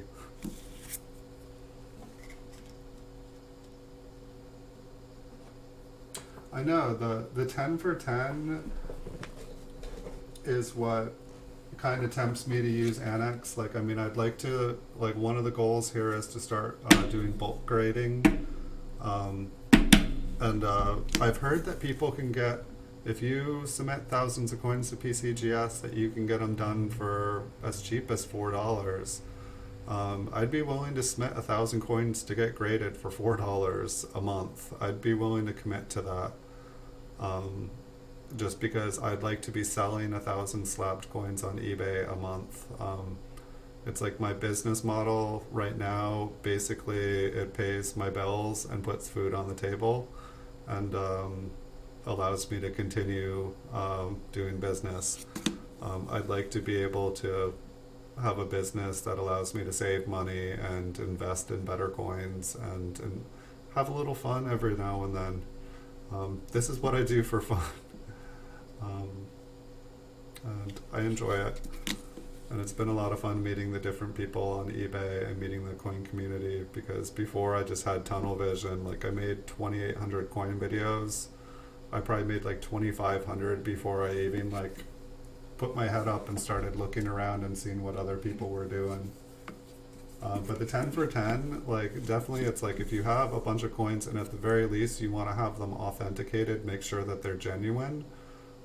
That is definitely a steal for being able to get a small quantity of coins made sure they're genuine.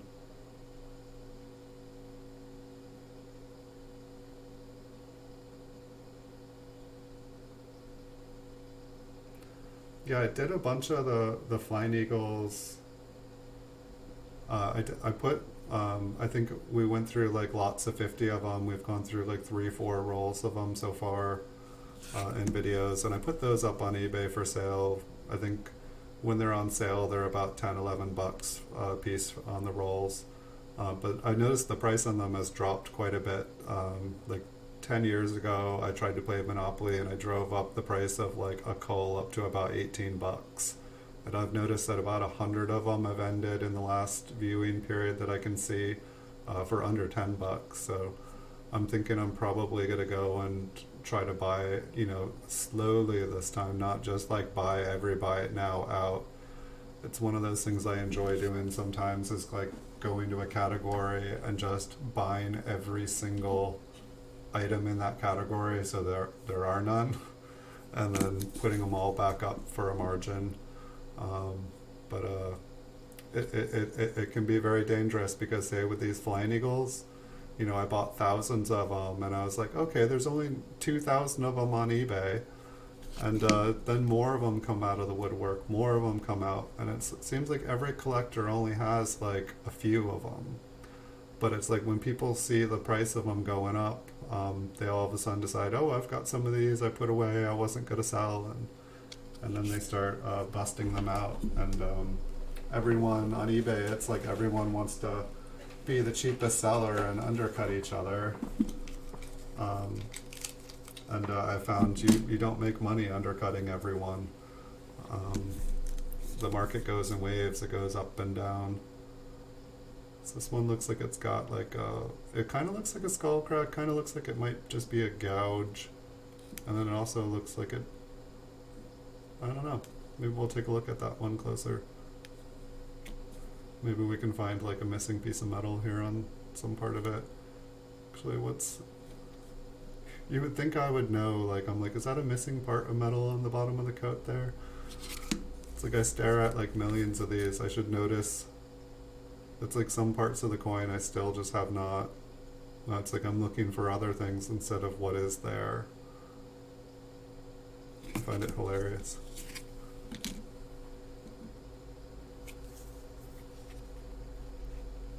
Yeah, I did hear that Annex is good for varieties too. That is true.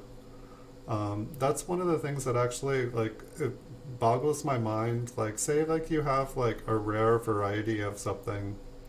I feel like you specifically have to know that it's a rare variety before you send it, and then I feel like PCGS requires you to, like, I think pay more to have it attributed. But it's like, I feel like if you send a rare coin to someone to authenticate and grade it, they should be specialized and have knowledge, and they should be the one pointing out, like, you shouldn't be able to send a super rare variety, thinking, oh, it's an MS66, and then like have them just slab it at MS66 when like a true coin professional would look at that and be like, wow, do you know what you have here? Like, yeah, it's probably MS66, but it's also like this super rare version of it. It's like, I feel like attribution should be automatic. That like if you're paying someone like 20, 30 bucks to look at a coin, they should be looking at every single aspect of the coin, and they should be giving it full attribution on everything. But that's me, and maybe the business model, maybe prices would be even crazier if they did that. But that's one thing that's always gotten me.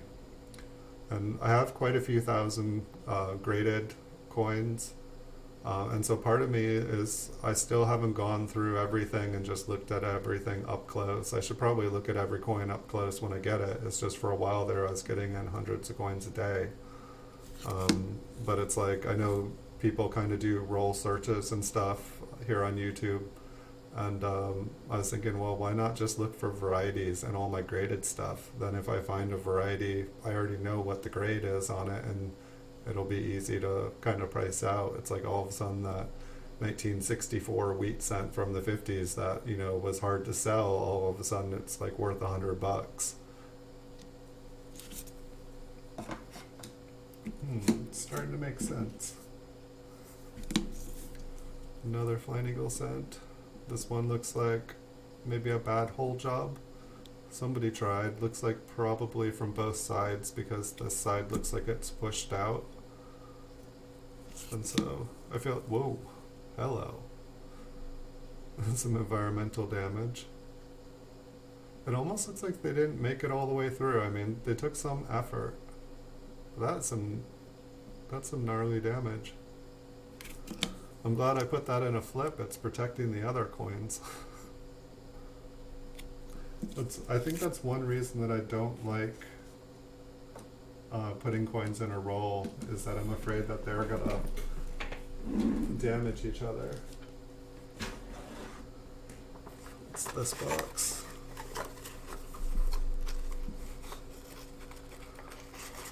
I feel like a couple of these boxes in here may be organized by date or mint. I'm not sure. Let's get into it. This one looks circulated, looks damaged. What was I doing? Did I think that left field looked odd?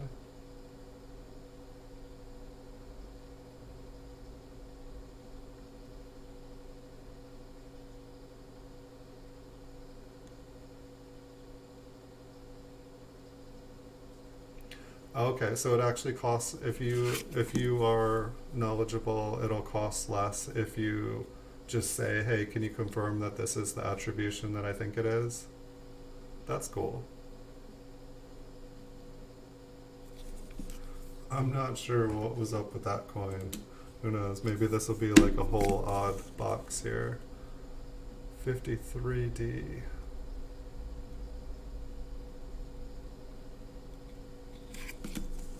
Not sure what's going on with this one either. These ones so far, I'm not seeing why I pulled them aside, and they're looking quite a bit lower quality. They're kind of looking like extra fine with damage, if that. What's up with this one? Is there an extra thing? It just looks like a piece of debris. Kind of looks cleaned. Give me something to work with here, coin. What you got? I just see damage. And these ones do not have any information on the flip.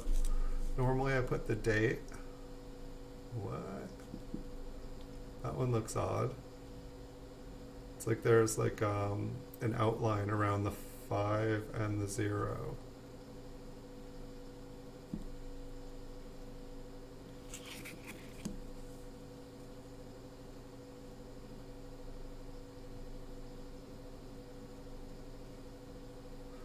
What's that one? I'm curious. Like I use a dyno light here, and this one's about 10 years old. And so and when my old computer died, my new one doesn't have a CD drive on it, and so I plugged it in, and it's like drivers found, but it doesn't seem like it's got the same resolution. It seems like it used to be a higher resolution than it is now.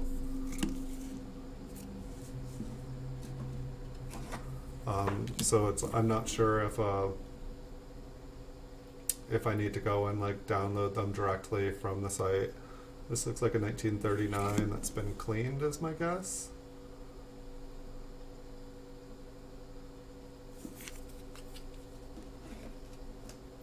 Yeah, I'm curious.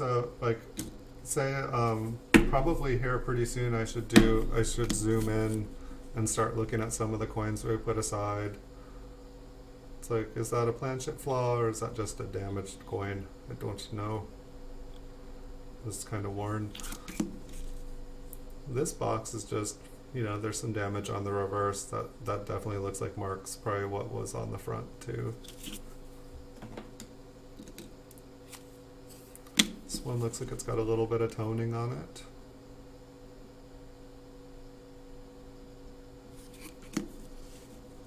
And so it's like this whole drawer here, it's just all different things. It looks like there's a little deteriorated die in like there's a little extra metal in the wheat stalk on the right side there.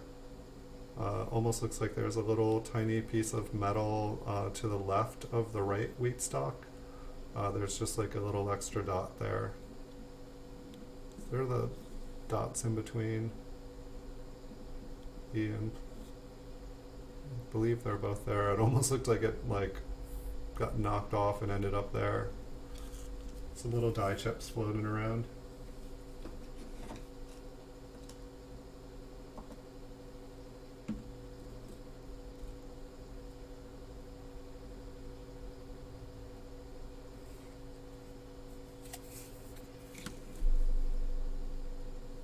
And then the size your submissions rank, so price per coin increases. Whoa.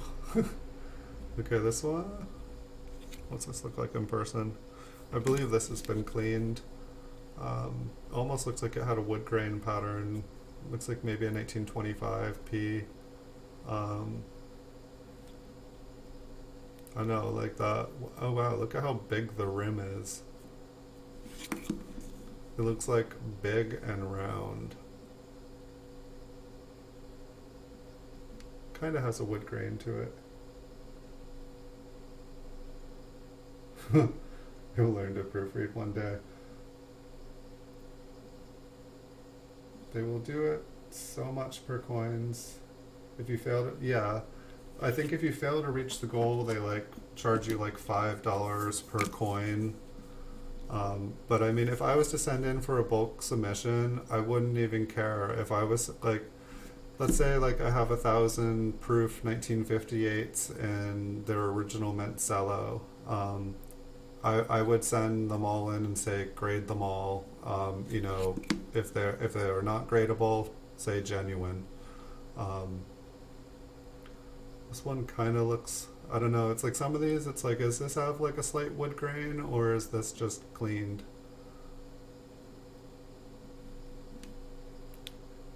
I don't know, I guess with some of them it's just a little bit more extreme.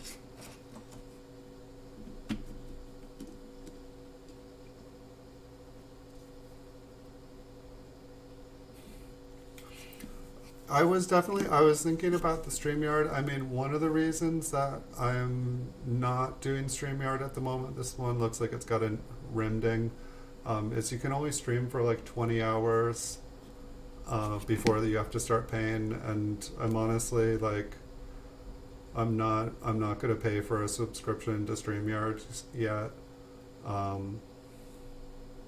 What the heck?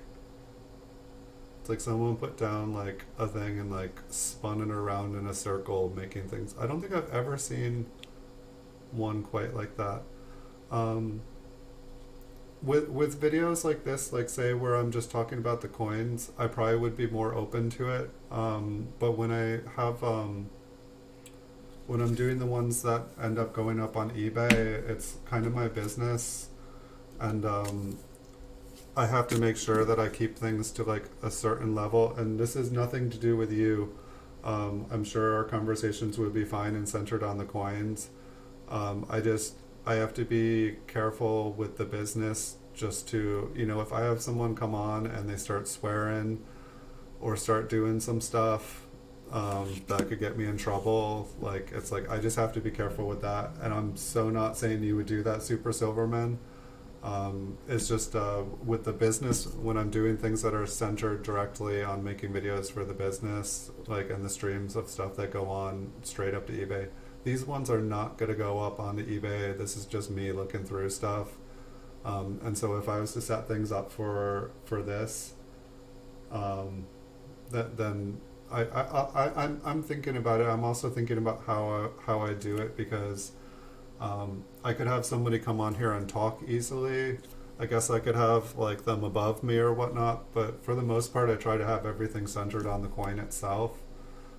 Maybe I could move the coin over and have a spot on the other side. I could shrink the thing. I've just been thinking about how I would set it up presentationally and just how I'd keep things. I mean, I don't even have a moderator on here, which is also something that I think you recommended that I should probably look into.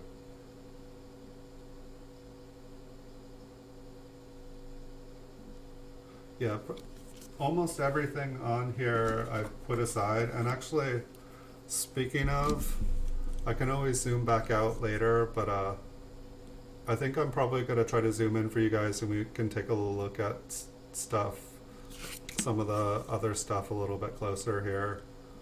Because, and honestly, like these ones here, I'm not really seeing as many interesting things as, I'm not even sure.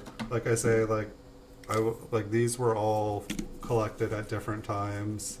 Like I've just got boxes and boxes of rolls of stuff that haven't even gotten flipped. I have like bank bags full of coins that are just in like little plastic baggies. I think like I have one that was like don't open till 2019, which I think I made like 20 years ago. I think I thought that like wheat pennies were going to go up like extremely high. Um, and it's past 2019 now, so I told myself not to open it until then, and I feel like I can.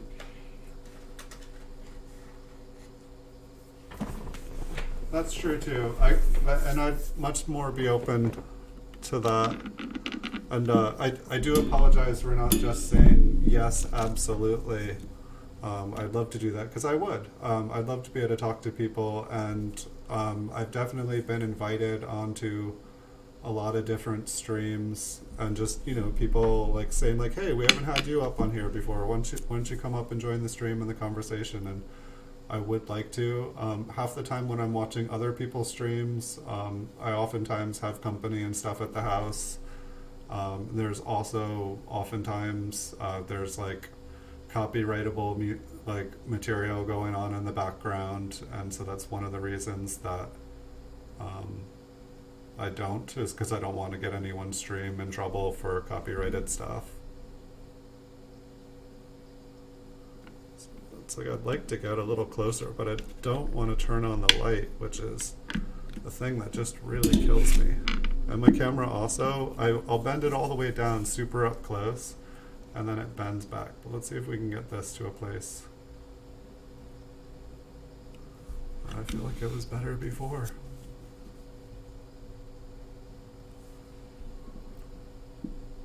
I don't know. So I think on this one, what was it? The 5 kind of goes all the way to the S, and it's like, yeah, I just need a better microscope. Like I need one that can just go like, and like say like the 4. That's the only thing we're looking at, is like the 4, so we can see every single minute detail of that 4. But I mean, we can see the 9 is filled. We can kind of see that there's something on the back of the 5 there. I can see what this looks like with the light on. I just hate doing this to you guys too. I feel like that's a little bit better though.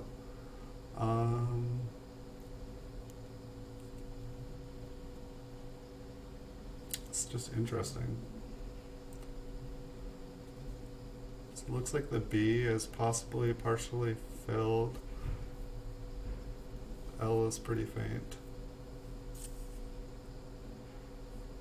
It's so weird looking at the like we here in a bunch of them. It's like I never noticed like how bent some of the letters are.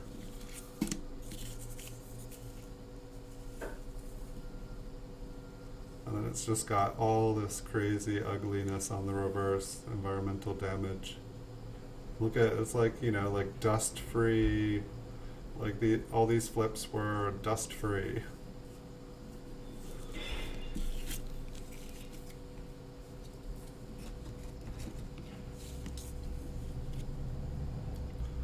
It's like, so was this 1856? Did somebody hammer it? Is it just like so worn?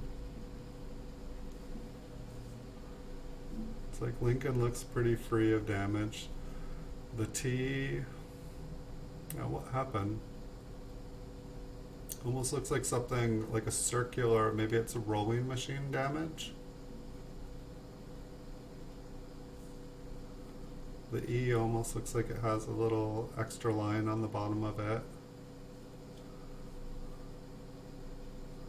It's like a weird thing that sticks out from the W. And then we've got that rolling. I'd say this is rolling machine damage, but the whole thing just looks like all of the devices, outer devices, they just look flat.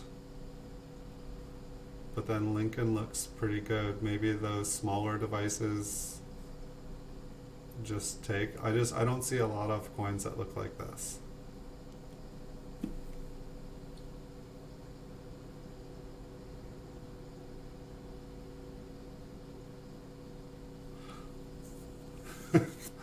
Thank you. No, that's a great idea, and that's actually one of the things that I've been thinking about a little bit on here. It's like, I know that like this YouTube account, it's like basically like, you know, it's an extension of my business.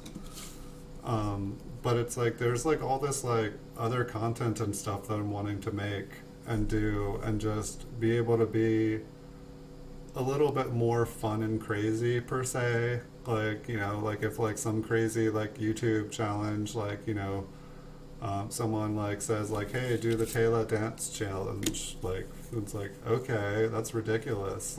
Like, all right, you guys want to laugh at me like dancing like a silly person? Sure, I'll do that. um, but you know, when it's my business, when it's attached to my business and stuff, I don't think everyone wants to see that. um, and so it's like, I feel like it's probably just damaged. I think this one is circulated here. It's got the Liberty on this side too. I think this one might have had a chip on the back as well.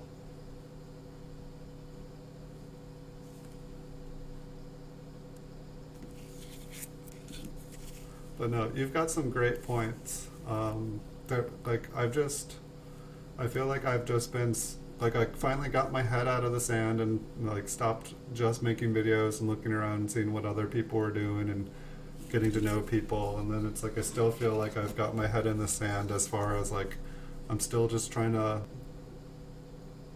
I don't know, it's like I only have so much time in the day, and so usually when I'm able to do stuff, this is what I do. I end up making videos. But it's like I've like up above my head, these pictures were only supposed to be placeholders. You know, like I know how to do the videos. I just need to take the videos and add the videos and have like I need to like add StreamYards to that, or not StreamYards, Streamlabs to this, so that I can have all the effects and stuff going on that I was wanting to have on the channel. And then things like you're saying, those are all things I'm wanting to do. I'm needing to figure out how I can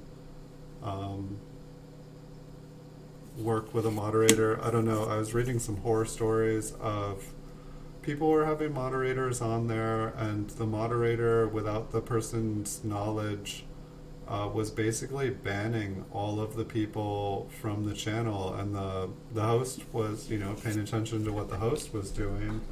And then the host started eventually getting emails from people saying like, hey, why did I get banned from your channel? And basically like the moderator was working for another channel, basically trying to like destroy the other channel. And I know that things in life and stuff get competitive or whatnot, but it's like I do this stuff for fun. I do this because I enjoy it. And I want to keep it fun. I don't know. It's like anyone that I guess I could see as like competition on here, it's like they're actually people I look up to. Like I'm like really like they inspire me. They're kind of like more like a hero.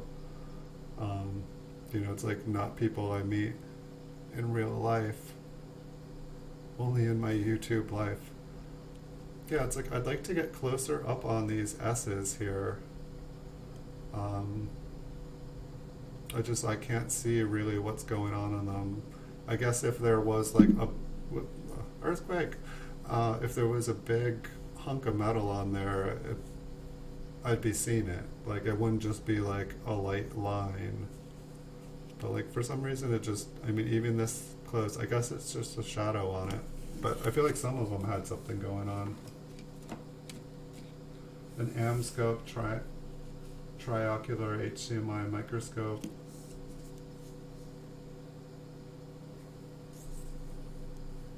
Nice.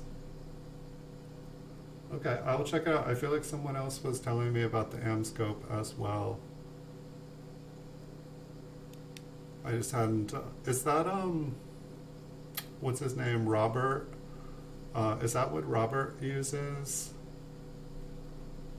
why can I not think of his last name? With CoinOp. I don't know if that's just a scratch. It almost looks like two parts of an S, like kind of like touching.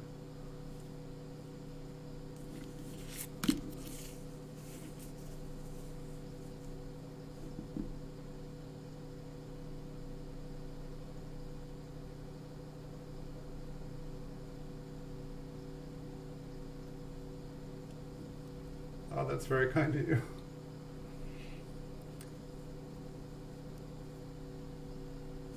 Yeah, I'm definitely appreciative of the help, Super Silverman. Like, you've definitely been offering a lot of advice, and I really appreciate your support. Um, it's definitely one of those things that, like, I mean, it's like, it's not like I've never thought of like, oh, wouldn't it be awesome to kind of become successful on here? I'm still trying to work on getting monetized here. As far as, you know, I made 2,800 videos on here. I've never made a penny for any of it. I guess like the way that I do make money off of it is that by making videos of all the different coins that I do have up for sale on eBay, it allows people to see the coins sight unseen better than they would. You know, they can actually watch a video. And so that's the way that I've been able to make money, is since I started adding videos to my eBay listings, or at least putting a link so that they can watch the video. Like, my sales have gone up like 5-6 times from what they were, and so that's definitely been it's been really helpful. And that's actually one question I have, is like, I feel like you know, there's a lot of different coin channels, and like I feel like some people just make random people moderators, but then there's no way, you know, the person has to be there to be a moderator. And so I guess I didn't know, do some people just like pay people to be a moderator? Like, is that a thing? I've never really, you know, researched it, but it's like, you know, if you do things consistently on a stream, I could understand why somebody would want to do that.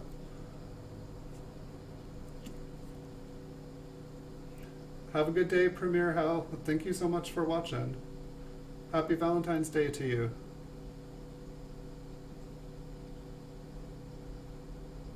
What is going on in this one? I'm not sure.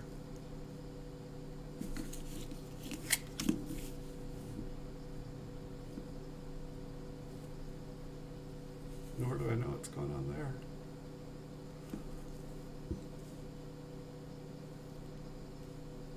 Almost kind of like that little streak there almost reminds me of like the way wood grain goes.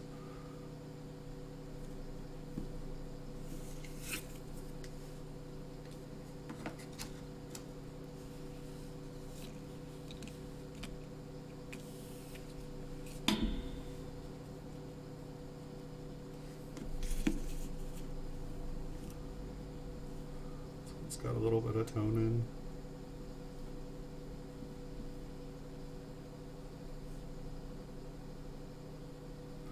So I don't know, for me it's like I feel like for most of these S's, I feel like I've just seen a shadow. Like, it's like I do feel like I see like an extra little line inside there on both the inside of the S on the top and bottom, but it's just like, for some reason when I see it, when I see other people's videos and stuff, it just seems more pronounced.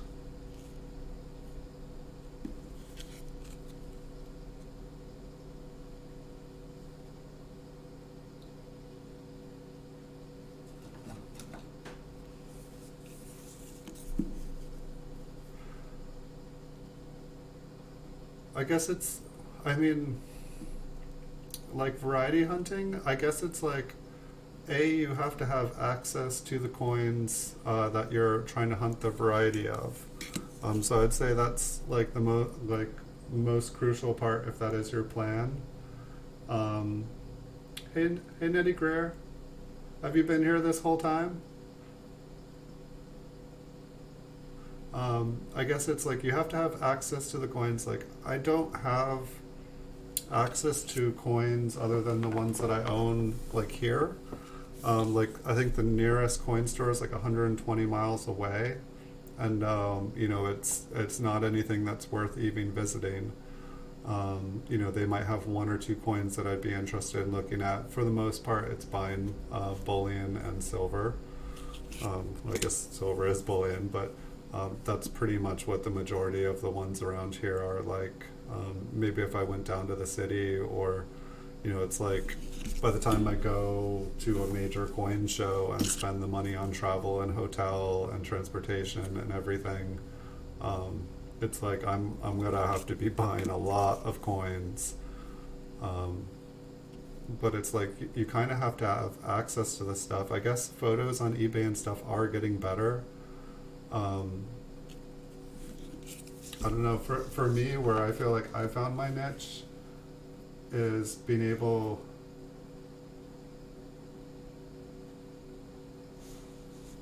I feel like graded coins have been where I've been able to find the niche. It seems like on eBay there's like more PCGS coins that I can like buy and sell, and just by having them all, every date and every mint in stock, it seems like that's been how I've been able to do a business. And I definitely feel like there's room for more people doing that. I feel like the more people that are doing that, the healthier the economy is of it. If like, but I know I made a couple videos of just like kind of explaining how I do things on there. Um, you know, this is something you can definitely do with your spare time. Um, like looking for different varieties and stuff. It's like I'm basically doing this for fun. But it's like, I mean, I guess it's like, yeah, there are people out there that do it. There definitely are. I mean, I'm just trying to think like, so there's, I don't know if that's a gouge or what is going on in Lincoln's head. He's got some yellow boogers. Um, but it's like like how many, you know, how many super rare varieties are there? I mean, I guess there's a ton if you go throughout everything, through every denomination of coin. Um,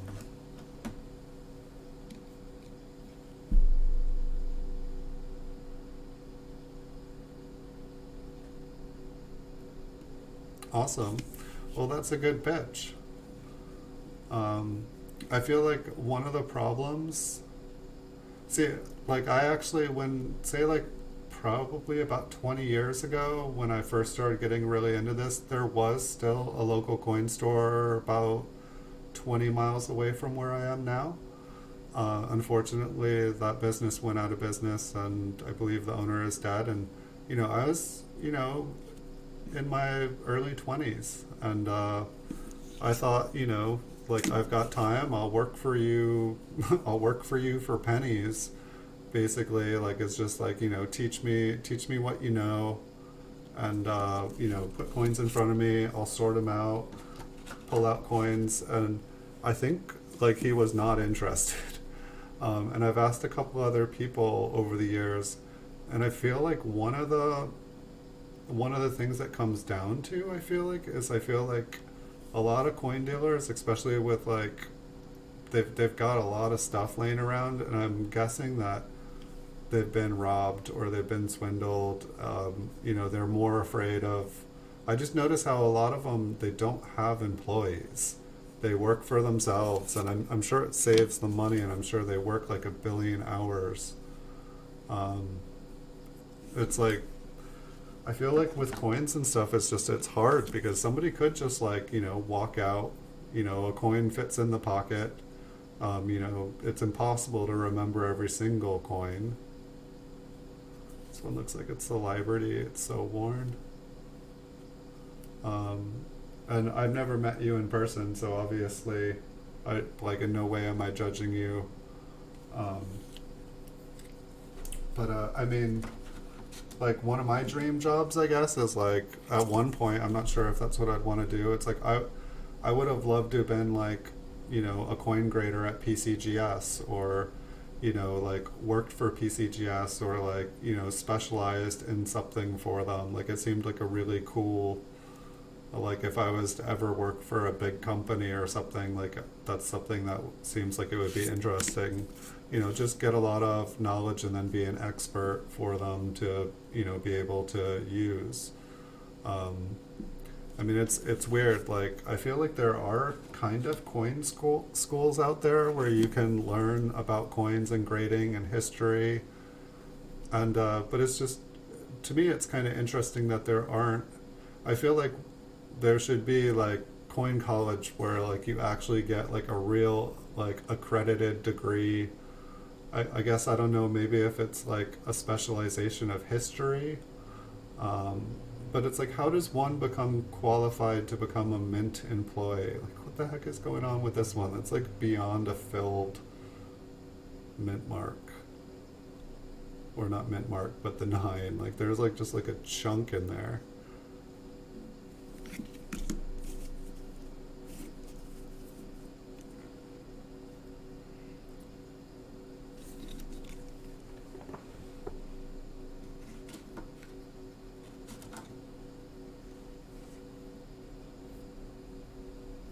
You have tons of them in your area. That's pretty awesome.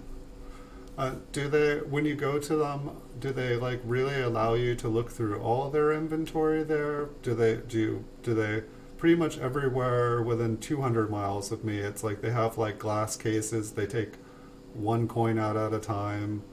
Um, I think the only time I was actually allowed to go behind the counter is I was like selling like 20 ounces of gold or something like that, and they were like, "Come back here!" Like, I think they just wanted to get that off of the floor. Um,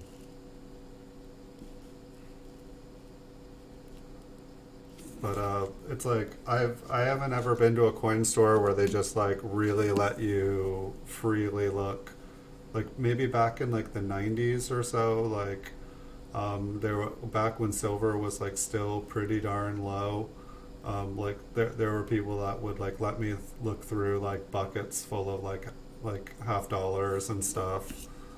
And it's like basically they would have offered me, the melt price of it at that point because they had already made premium just for having it in their possession for so long. Hey, Les Likes Coins, you made it. No worries, we've been special Valentine's Day special for everybody. I got on here bright and early and I've just been going as long as I can. Um, this one, it's like, I don't know, it's like I see all these ones and it's like I need to I'll look into the Amscope. That sounded expensive.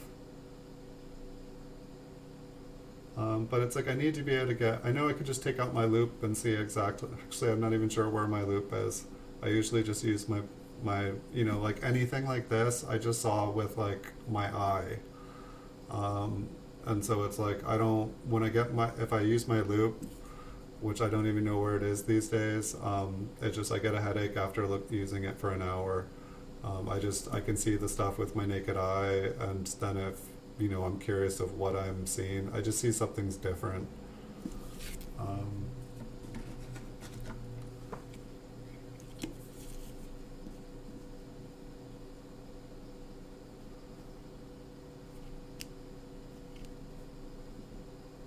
I'm missing some chat here.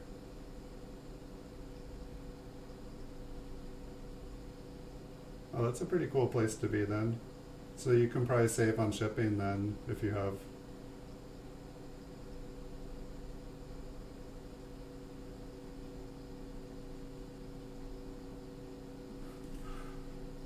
You live in a good spot then.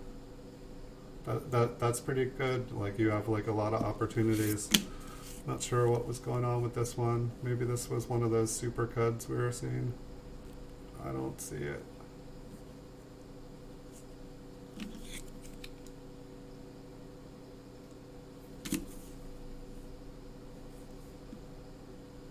Maybe it was just the S there. Maybe it was the tip of the 4. Looks like it has an extra, it's either damaged or has like a tiny little extra thing on it.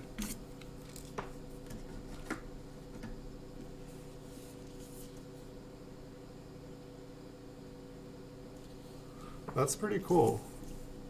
I think this one had like a skull crack or something on it, and then I think it also had a Liberty or an extra eye. And then what else did this one have? Did it have a filled, like completely filled 9 as well? No, just a partially filled one, and maybe a little extra on the 6 there.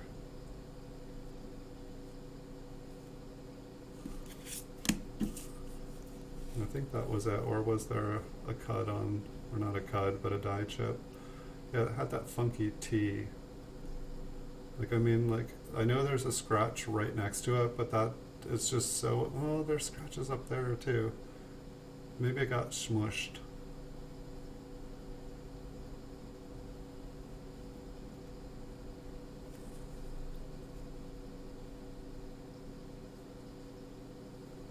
Well, I could, I mean, yeah, well that was the thing too, like the dyno lights here, I can't see which model this is, but it's like, I think mine cost probably about $150 like 10 years ago, and there were ones up to about 2,000, I think. And I don't know, I was pretty happy with it, with this one. It's like, but it's like, I don't, and see, that's another thing. Well, no, it doesn't go. I mean, maybe I could go closer if I took off, like, there's like a little plastic lens on it, which I believe helps diffuse the light. But perhaps that's removable and I could go closer. I didn't even think about that. But I swear it used to have higher resolution. It's not like the resolution looks bad on here. I'm not, the plastic guard thing bumps up against it. Alright, last one. This one had a EE on it. So I guess there was more than one thing going on. Just like a filled 5, or I'm sorry, filled 9.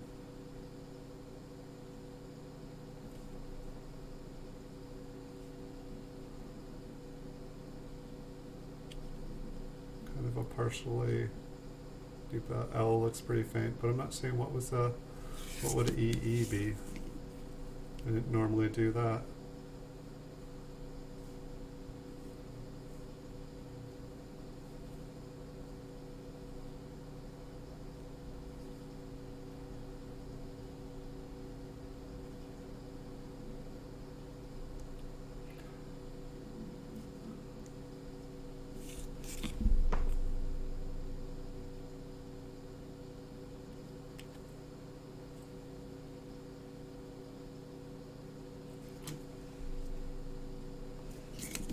Another look.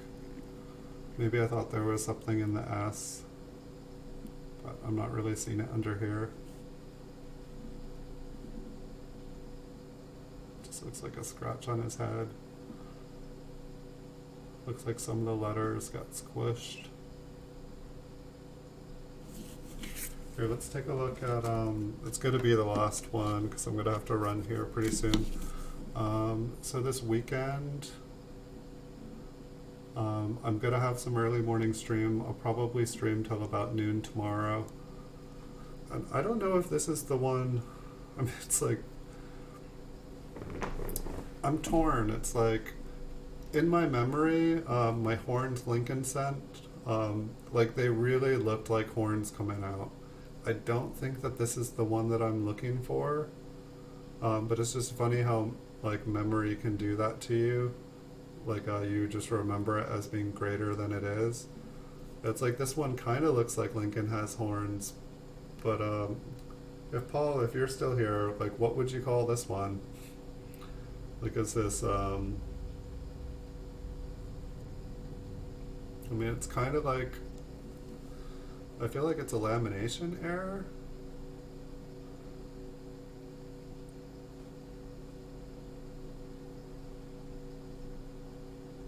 It's just weird. But tomorrow,